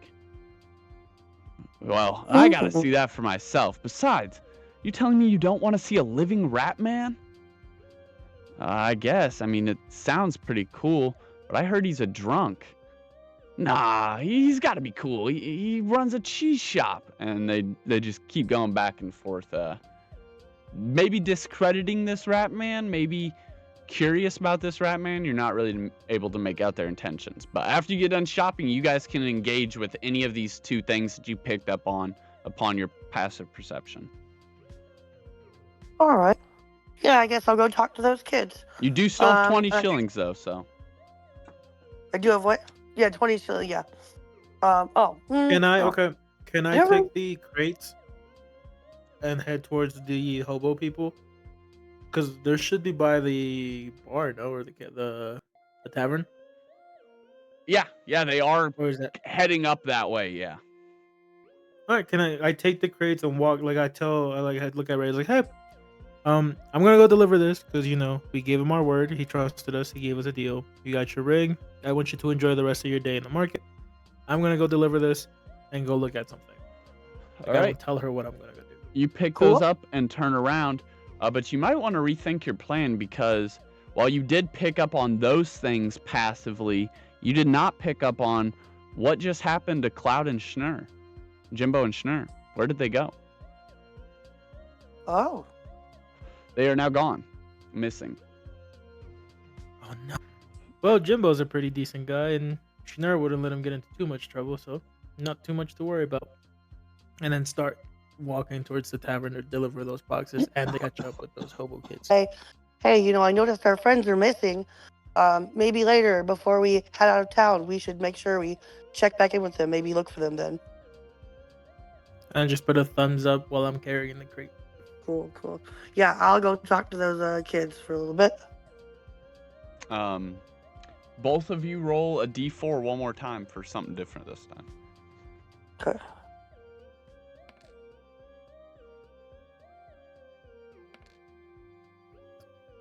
I got a 3. Ray got a 1. Yeah, I got a 1. I will. Yeah, okay. We're just gonna keep it based on intuition, I guess. Yeah, I guess for the purposes of this moment, the lantern is gonna follow Vero. Seems to have grown quite attached to his company. Yeah. Let's So it's gonna like wobble and kind of like spin around and almost like wave you goodbye, even though it doesn't got arms. It's just gonna like the whole lantern. I wave back. Spin around and wobble like a top, and then it's gonna continue following alongside you, Vero, up to this tavern, shining just a little bit brighter forward so that your path is illuminated a little bit. This is its illuminate path ability. Basically, any hazards that because technically right now you're using this as a companion in the companion in the companion system. Since you're now one-on-one and you've developed a bond, while this thing is like walking with you, you can't like be tripped up or like have obstacles pop up on the path without you knowing. This thing is gonna like shine it before you ever. So like if there was like a pit dug in the ground in front of you, for example, this thing would be like woo, woo, woo, woo, and like start telling you like there's something there. It's like aligning the path. And yeah, you're able to make it up to this tavern. It is like up the hill again. That canal that runs down and separates Ratman's and the blacksmiths runs from up here next to where this hill is at, just where the church is at, just on a different hill. And on this other hill, across this bridge where the canal runs in between the two, there is a tavern. It's called the Slanted Drank, and it is called that because, for one, the entire building is literally slanting at like almost a 60-degree slope, and it is like square with a regular roof, but it is slanting Again, it is called the Slanted Drink. And yeah, that's where you need to go to get the crates dropped off to. The dark auburn brown or bright auburn brown of the walls of this place, it is old, but not quite as dilapidated as many of the other buildings around. It is definitely a very well taken care of place, and it is probably not as old as the other places. It has a nice big door on these bright silver hinges, and it does not creak when you open it. It opens real nice and quietly, but as soon as you open it, that quiet is, of course, broken up by the noise inside, as there's hooting and hollering and all kinds of music jambling, and there's people up on the floor directly in front of you as you walk in, kind of like dancing around, disorientating your view. But just behind them is some sort of bar where there's like a whole bunch of drinks, and a tall orc woman working behind it. She has like 3 mugs in one hand and 3 mugs in another hand, and then she has this ghost hand floating behind her that's like rather big, and it's holding like 4 mugs on it like a tray, and it's just floating behind her. She goes down the bar and starts handing these different drinks out. Booths line the wall to your right and wrap around the wall that would run parallel with the wall to your left right now, but on the opposite side of the room. Both very unnoticeable features. They just have a couple tables at them that are mostly empty. There's not like a cook that works here or anything. So, there's some people around on the drinks and around on the dance floor and are at the bar mainly. I try to yell a tavern keep. I got a delivery for you from the jeweler, and I just set the box right on the top of the counter. Yeah, she clearly doesn't notice you at all, as she's like just down there doing her thing. You could set this down, and as you go to leave, you'd feel like a hand on your shoulder, and it appears she has conjured another mage hand.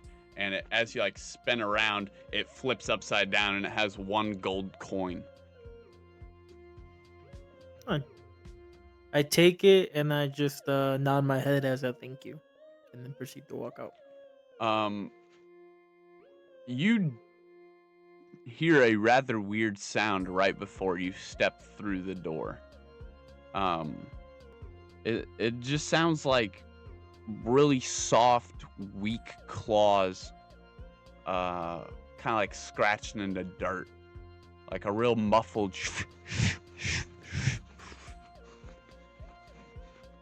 Okay. And then, as the doorknob turns, you kind of like shake it off. The hairs on the back of your neck stand up, and you hear. It's intangible. You can't really make it out, but it's just like.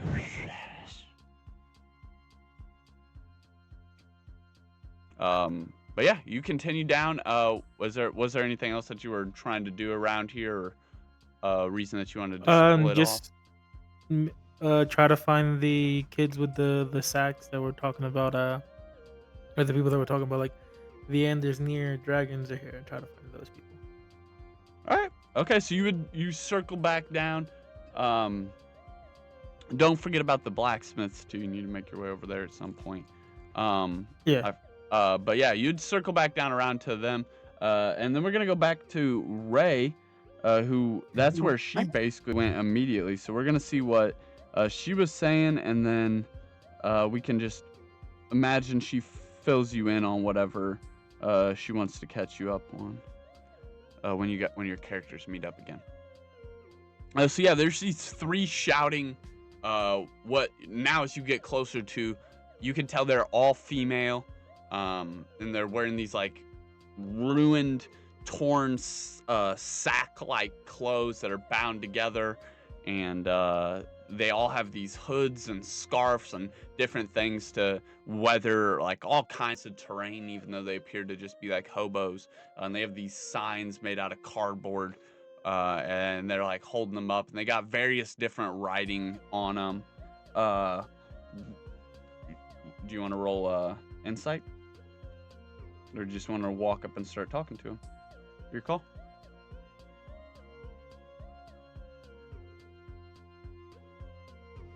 My call? Mm-hmm. Oh, yeah. Let's do an insight roll. All right, go ahead. Here I go. Look at my insight first. That way I know what it is.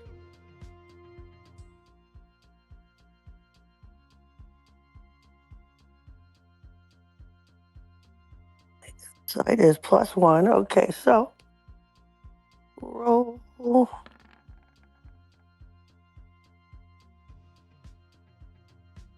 Collect. That is a 7 plus your 1. So 8. Is it 8? Okay. Let's say you're able to make out the writing on 2 of them pretty easily. One of the signs says that dragons circle the south, and one of the other signs says that calamities rest in hearts that resist destiny. Okay. All right, I guess also, so I'm going to ask them, have you ever really seen a dragon? One. Okay. Roll charisma. Sorry, what was your question one more time? You asked, have they ever seen dragons? Yes, I've never really seen. Yep. Of course we have. You think we'd be out here collecting money for a cause that we don't actually even believe in? The littlest one of them says, "Oh, you've seen a dragon?"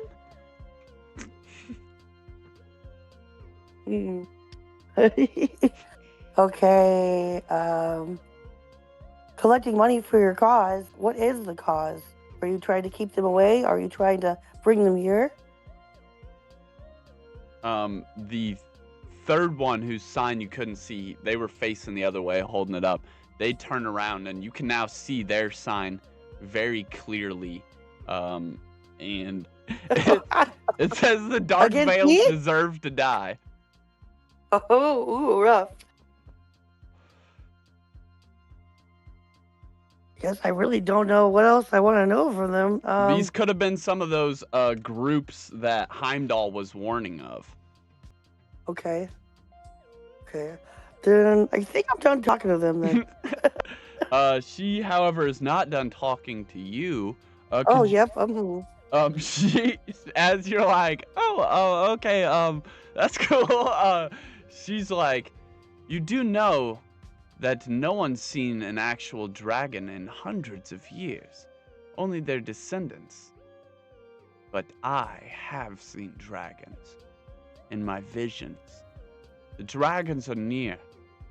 In my visions, I seen them circling in the south, and there's been a lot of disappearances down there.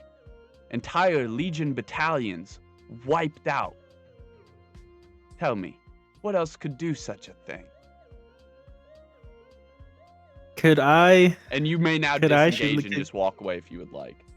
Vero, sure, this is when you would arrive. Sorry, I didn't catch what you said though. But You're fine. I was gonna say, be... could I shadow step right behind the moment there? So I was like, what else could do that? Yeah, you could. Can I shadow step right behind him? Roll intimidation. Yeah. Check her Be ass like, my real question quick. was like, Be like, intimidation. At advantage, because I'm sneaking up behind them, right? And they're engaged with and Solaris. they're talking to Solaris. Yeah, distracted. Yeah. All right. Hopefully I rolled twice. Oh shit. Yeah, I did.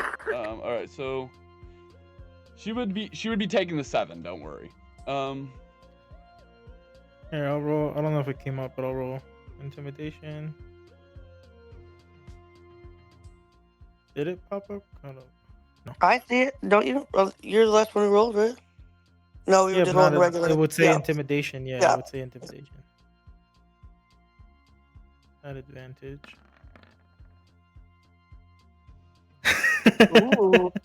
She's at disadvantage because 21. she is maintaining focus on Solaris. Solaris, you wouldn't necessarily feel it right away, but you feel that kind of similar feeling when something was poking into your head when you were touching the stone. Some weird intrusion starts to warble over you, but it immediately gets cut off, and that's why she's at disadvantage, is because she has extreme. She's not only engaged, but she's maintaining focus to maybe prepare a spell or do some sort of feat that requires focus. She's attempting something that requires focus, and because of that, when you engage with her, Vero, you would already be making her at disadvantage. Not only that, but since you're jumping into Intimidator from behind, and she's already like being targeted with somebody else, or she's targeting her, which is why she's at disadvantage, but she's already currently engaged with Solaris as they're going back and forth. So she's at disadvantage and you are at advantage. Yeah, I'd be like walking up behind her, like Very- I'd pop like poof. It's like very she asked if cool. you've seen one, not if you thought of one, and then just get real close. Have you seen a dragon? Her eyes get real buggy as if she could see you before you're actually there, but you intimidate the fuck out of her. You jump in behind her and she kind of shakes almost immediately. Her gaze snaps off of Solaris and her two sisters standing to the right, and the three of them would like take a kind of group step together so that they can like they're all intimidated basically, and they would all group together in between you and Solaris. Now you guys are technically on either side of them, were a skirmish to break out, and they're kind of like intimidated in the middle of you guys. And the lead one that spoke before is the only one that has the courage to even look at you guys in the eyes, as her eyes reconnect with yours, Solaris, before turning around to look back at you, Vero. I knew that there was one of you around. I could smell it. Answer my question. Have you seen a dragon? I've seen them in my visions. I am a gifted seer. Or I was. Before the visions. Or before the dragon visions. They seem to have cut off my source of natural magic. Either that or some shadow veiled stole it.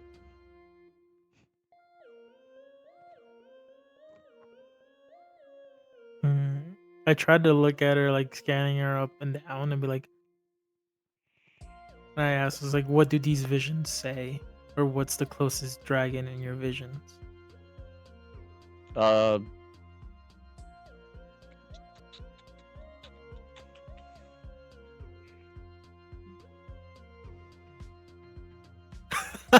You intimidated her pretty bad, it appears. It's a critical fail number That's one. supposed to be a history check for her, but I'm gonna take it as the dice are trying to show me that you basically like won this interaction. That's supposed to be a history check for her to see how much she would know about what actually happened down there.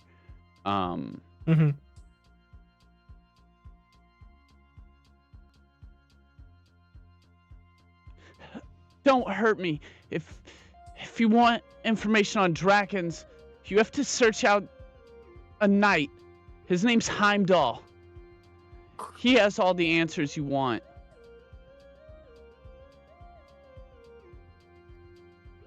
I like, how tall is that person? The little person, or not the little person, the person who's talking. How tall are they?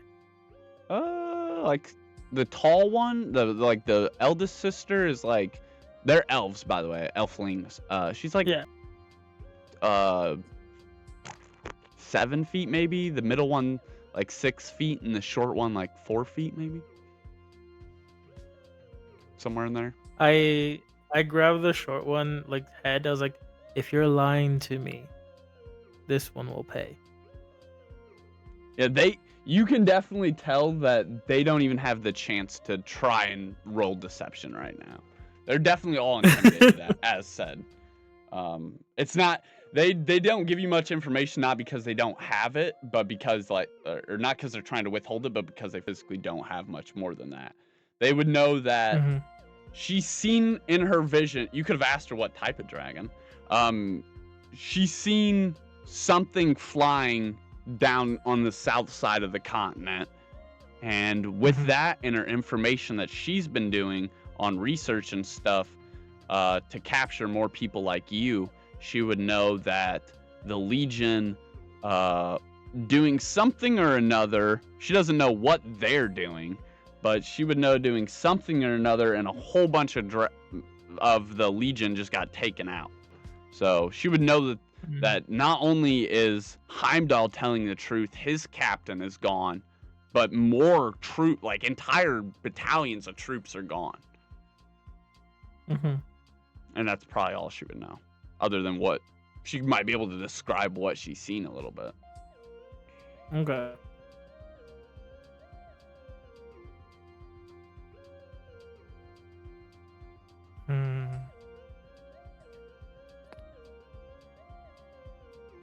I look at Solaris. Is there anything else you want to ask them? I'm pretty sure you got everything out of them. But thank you. And I just I lift my hand off the smaller one and then start heading towards the blacksmith. I was gonna say sun is setting, and you guys were told to be back at sunset. So the sun is like starting to arch down in the sky. You do get the feeling like you should probably move now if you want to do any more shopping. And they're definitely clearly shaken up. As you guys walk away from this interaction, you actually see that they're packing up. They're just gonna kick out of town, shove off. It appears. they're like, all right, that's not one we need to be fucking with. Let's leave him alone. Let's get out of here. But it is weird because in all of your life and all of your travel, you have never encountered something like that. Bandits, sure. Maybe people that even want to take people to force them to be in their armies, sure. But nothing like what you just experienced from these people. And it would bring to light in mind just a little bit like Heimdall's original message, like if someone else were to catch you out here, it could be very bad. So maybe he knew that they were watching them or watching around. But yeah, it would bring that back to mind, that original thought, because you've never had an interaction like this. You maybe haven't seen very many elflings, though, either, other than the one back at the church, the brother and sister.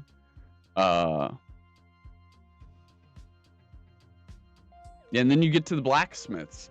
Over there is a Quickwit and his wife, so there is a gnome and a female gnome, and they're kind of both like working around. There's this big arching wood building with these stone pillars, 6 of them to be in fact, 4 that support the main house. It's kind of like slanted up against this semi-impermanent, but maybe the main structure of the house. You're confused what's actually happening with this hodgepodge blacksmith home. It appears they live in the blacksmith part, and the shack part is just there because they needed to actually have a house to have a property, maybe. And this hodgepodge of a home with this centermost platform and these wooden structures over top of it and these supporting beams is all connected by a nice, smooth and white brick base, much like the arches that you've seen over the bridges. In the center of this giant rectangle platform in the middle of this hodgepodge building, there is a giant live kiln that is burning and flowing and built up with these bricks that looks like a well, almost like a rock well that is coming out over top of this in-ground kiln. And 2 Quickwits, a male and a female, that jump and hop around this innermost part of this hodgepodge, grabbing different fuels and sources of ores and throwing them in. The 2 kind of bouncing around, hopping onto one's shoulders and then hopping from that shoulder to the table, grabbing something off the table and throwing it down to the other one, and then they would throw it in the kiln, and then they would hop down off the table, move over to a different table, and process repeat, jump up on top of each other's shoulders, and then jump to the table, grab something, throw it down to the other one, and wash, rinse, and repeat as they circle around this room, collecting different ingredients and throwing it into the kiln. It appears like you got here at a good time as they're just firing up the kiln for maybe their last mold or project of the night. Awesome. Could I knock and say sorry to intrude in your humble shop, and then just walk in? Yeah, there's no door. just Yeah, take you can. over? Yeah, there. Oh, It's just walk it's in? this it's like a square structure, platform with a pillars and a hodgepodge roof atop of it, with a leaning shack like setting up against this square with these pillars and this roof. And then in the Oh, middle okay. is everything I just explained. And there's not really any other walls, or maybe, there's like a pile of wood maybe and some other resources gathered up and around, some big barrels and drums, and some tables and equipment, and maybe, just some chairs laying around. But yeah, there's no doors or any apparent furniture here. These two live for the forge. This is like their Okay. thing. And yeah, you can just like Then walk right up to it, and the guy turns around and he's like, "Oh, hello, traveler. I hope you got money. And I'm Pa." "And I'm Ma." The female jumps in and she's like, "Please tell me you got some gold." And they kind of go back and forth dancing around. And they're like, "There's got to be something you want. We live to make and break and shape the mold." And they hit their hammers at the same time in unison. Ting!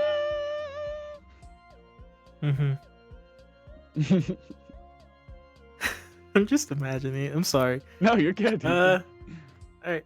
It's like, well, Paul, I have a question. Would you happen to have a mold or already made some type of daggers, and then like something that would comfortably fit these hands, and I show them my hands? Oh yeah, they could definitely make you an appropriately sized dagger, or you could select one from some they have, and roll an insight check real quick. You sure you want me to? Yeah. Damn, I got a 5.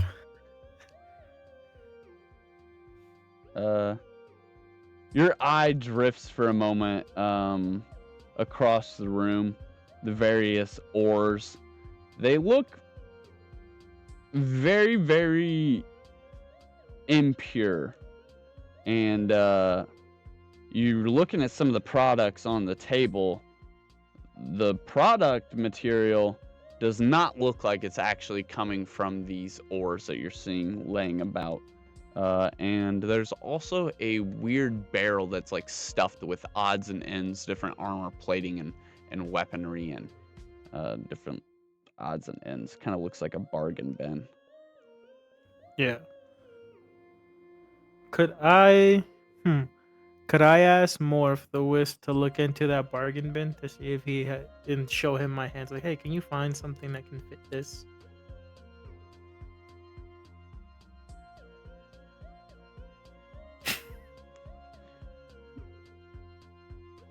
Morph accidentally knocks over the bargain bin barrel. He's like, and it, and all, like, just everything comes scattering out of it. Most notably, you don't really see anything that is going to help you. It looks like everything's been like cut in half or broken or scrapped down. And Ma's like, "Oh, look, they knocked over your parts barrel." He's like, "Oh," and he like walks over there really hurriedly. You actually see a serious look on his face as he runs over there and starts picking these things up and holding them tightly clenched up against his chest like a child would their action figures.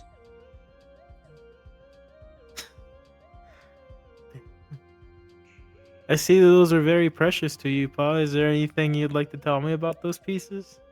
He starts stacking them back very carefully into the barrel. Yeah,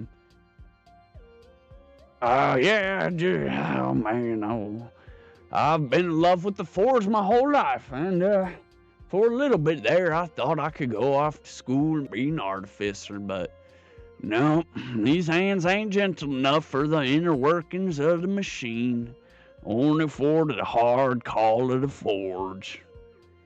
Well, if you would have went off to that school, you wouldn't have met me, though, right, Pa? Oh, that's right. I wouldn't have met the second love of my life if I would have went off to that school. And she, like, stops, and now you see a serious look on her face. Second love of your life? And then they both laugh. Oh, yeah, I forgot about the forge. And they both wipe some sweat from their brow.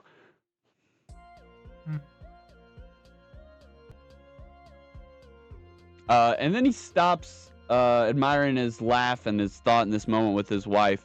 And he picks up a peculiar piece off the ground. Yeah, I could probably part with that one. And he hands you a hunk of crap. It appears to be some sort of scythe blade that was cut long ways to shrink it in half weight-wise. So the entire length of the scythe is like long ways down the blade, and the curvature has been sliced, leaving only the sharpened blade part and the actual chunk of the scythe that would connect to the pole. And then there is 2 pieces of brass or brass lock gears that are locked affixed to the top of the scythe hitch where it would set down on the pole. And it appears like these 2 hinges, these 2 brass lock hinges, are to flick off of the scythe with. Maybe like you could fix this scythe to something and then have a blade that would like pop out or move.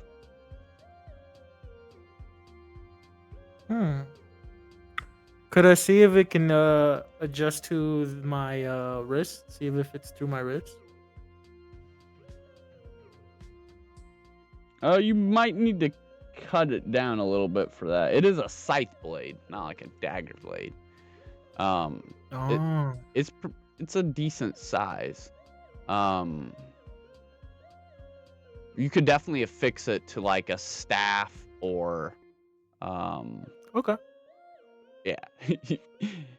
It is definitely I'll take that piece. Yeah, it's definitely a good piece of material too. And he's just gonna give it to you. You can pay him whatever you want, whatever you think it's worth. Can I pay him the gold coin that I got from the tavern? I was like, I'll make great use of this. Thank you for trusting this with me. And I give him the gold coin. Yeah, anything. Now that I got that out of the bargain bin, I'm gonna have to create some new stuff. Just making space. I should thank you for hauling that sack of junk out of here. I don't even know where I got that from. I think it was some crazy vagrant wanderer. I don't know. I think he said it fell from the stars or something. Never really did identify the source material. And come to think about it, I never figured out how they got it shaped like that. Like I said, it does appear kind of like a scythe, but more straightened out. It looks like this was like naturally formed somehow. But you're looking at just the blade piece now. Gotcha.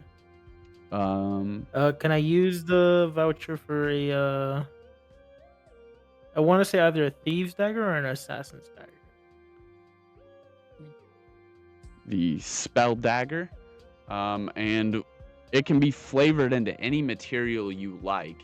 For this purpose, we'll just say like basic materials. This only really matters if you plan on doing like transmutation with it or anything like that. So you can pick the material. You could have copper, just any basic material that you could think a blade could be made out of. The alchemical choice is yours. I'm letting you add basically any flavoring to it that you would like. I'll take the silver one. Yeah, I think silver's pretty good. Helps against most undead.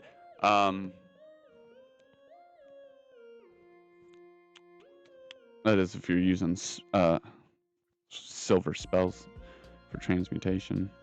Yeah, so anyways, it does a d6 of slashing damage, or piercing damage, sorry.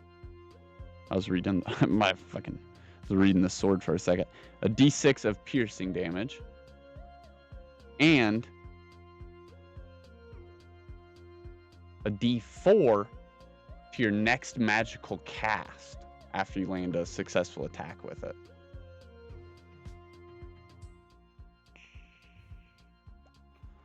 So D6 base, what DC basic or slash? Piercing.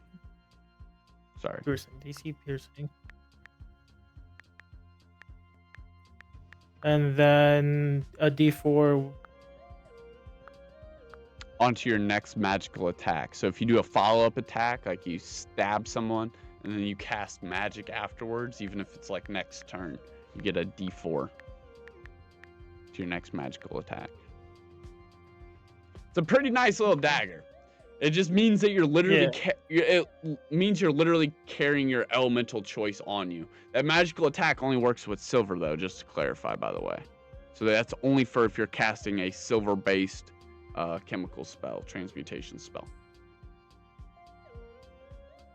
which is your flavoring choice.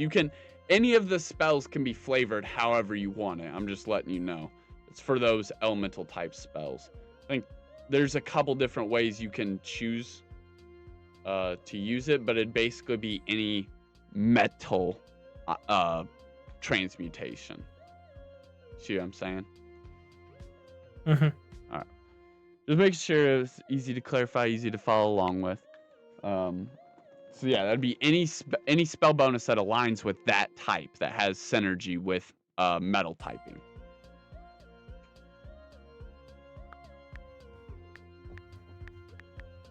For yours, it's silver, but it's really just metal. We're just giving it Yep, a flavor. D6 piercing and then silver D4 magical attack. Yes. To your next attack. So that means your target to hit when you roll to try and hit them, you could add your D4 there. You could add your D4 in the damage process. It just imbues it with that D4, and you get to choose. So. Okay. It's going to cost you 80 shillings. So that would put you at 10 shillings left. You want to just put 10 shillings in your pocket and make your way on to the church? Sure. All right. We'll go ahead and put the spell dagger in your inventory and the 10 shillings in your inventory. Was there anything you needed to shop for, Solaris? I'm pretty sure you're like set on weapons. Yeah, I'm done. Good. Okay. I was just making sure that you didn't want to shop for anything while we were there. All right. And then you guys continue back to the church. It is literally almost sunset. You could not have timed it more perfect. It is beginning to crescent this darkness over the sky. And Heimdall and Father Talius are both outside, ushering in all the other people that have returned just moments before you. They're all filling up the stairs to the church as you guys hit the bottom of the hill and you guys start walking up the hill.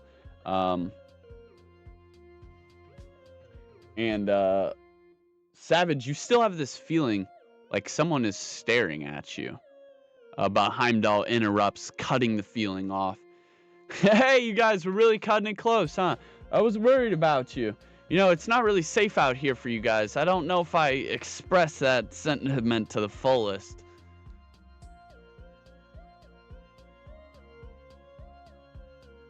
So we just got lost track of time. Got sidetracked with a few things, but we're here. Awesome, yeah. How was your... Yeah, go. Good. Father Talius is just helping everyone else get set up inside, and then we're gonna get ready to set out in the morning. Did you guys get everything you guys need from the vouchers? We sure did. All right. Well, Father Tallius has got something to say to you guys, so go ahead and head on in and find out where you guys are going to be staying in for the night. And I'll see you guys in the morning, probably. All right, Heimdall.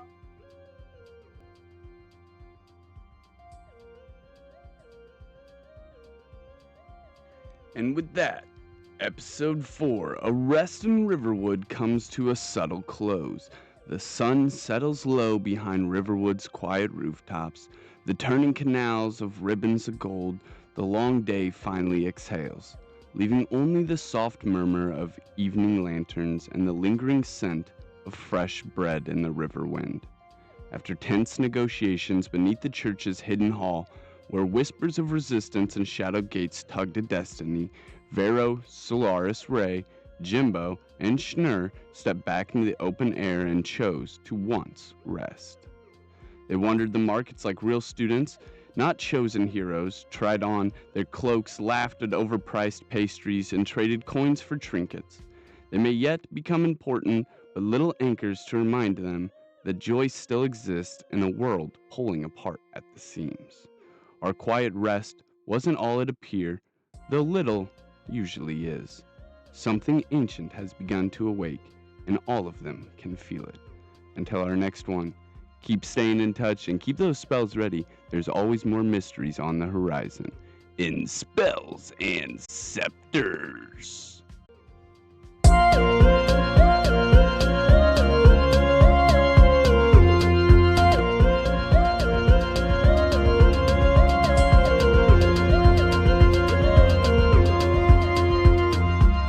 Before the world knew flame or fate, before the sanctum raised its gate, a dragon wandered tired and worn through misty skies of silver morn. It searched for peace, a place to lie, beneath the glow of moonlit sky, and in a valley hushed between two gentle hills of twilight green, it bowed its head in softened light and drifted deep to dreams of night. It dreamed of fire burning bright, of honor shining pure and white, of moonlit sacred, calm and true, of secrets old and wonders new. From dragon dreams the whispers grew, a hint of halls the world once knew, where mysteries danced in shadowed air, and magic bloomed in hearts that dare. That was the dawn of what would be, where five fought fate and unity. Their story closed, their watch now done, five voices fading into one. And so I speak across the yore to those who brave what lies before. O hero born of flame or field, of moonlit craft or truth concealed, step forth, past revealed, come soon your fate unsealed. For now the sanctum stirs to see what new made legends you will be. The dragon breathes the dream once more, a calling through the ancient door. Hero before the past is through, the tale now waits to open you. Take clues I've left the mist and dew. Seek what is hidden, chase what's true. For the sanctum keeps its promise still. In silent halls and moonlit chill, it watches all you choose to do. And it's long been waiting here for you.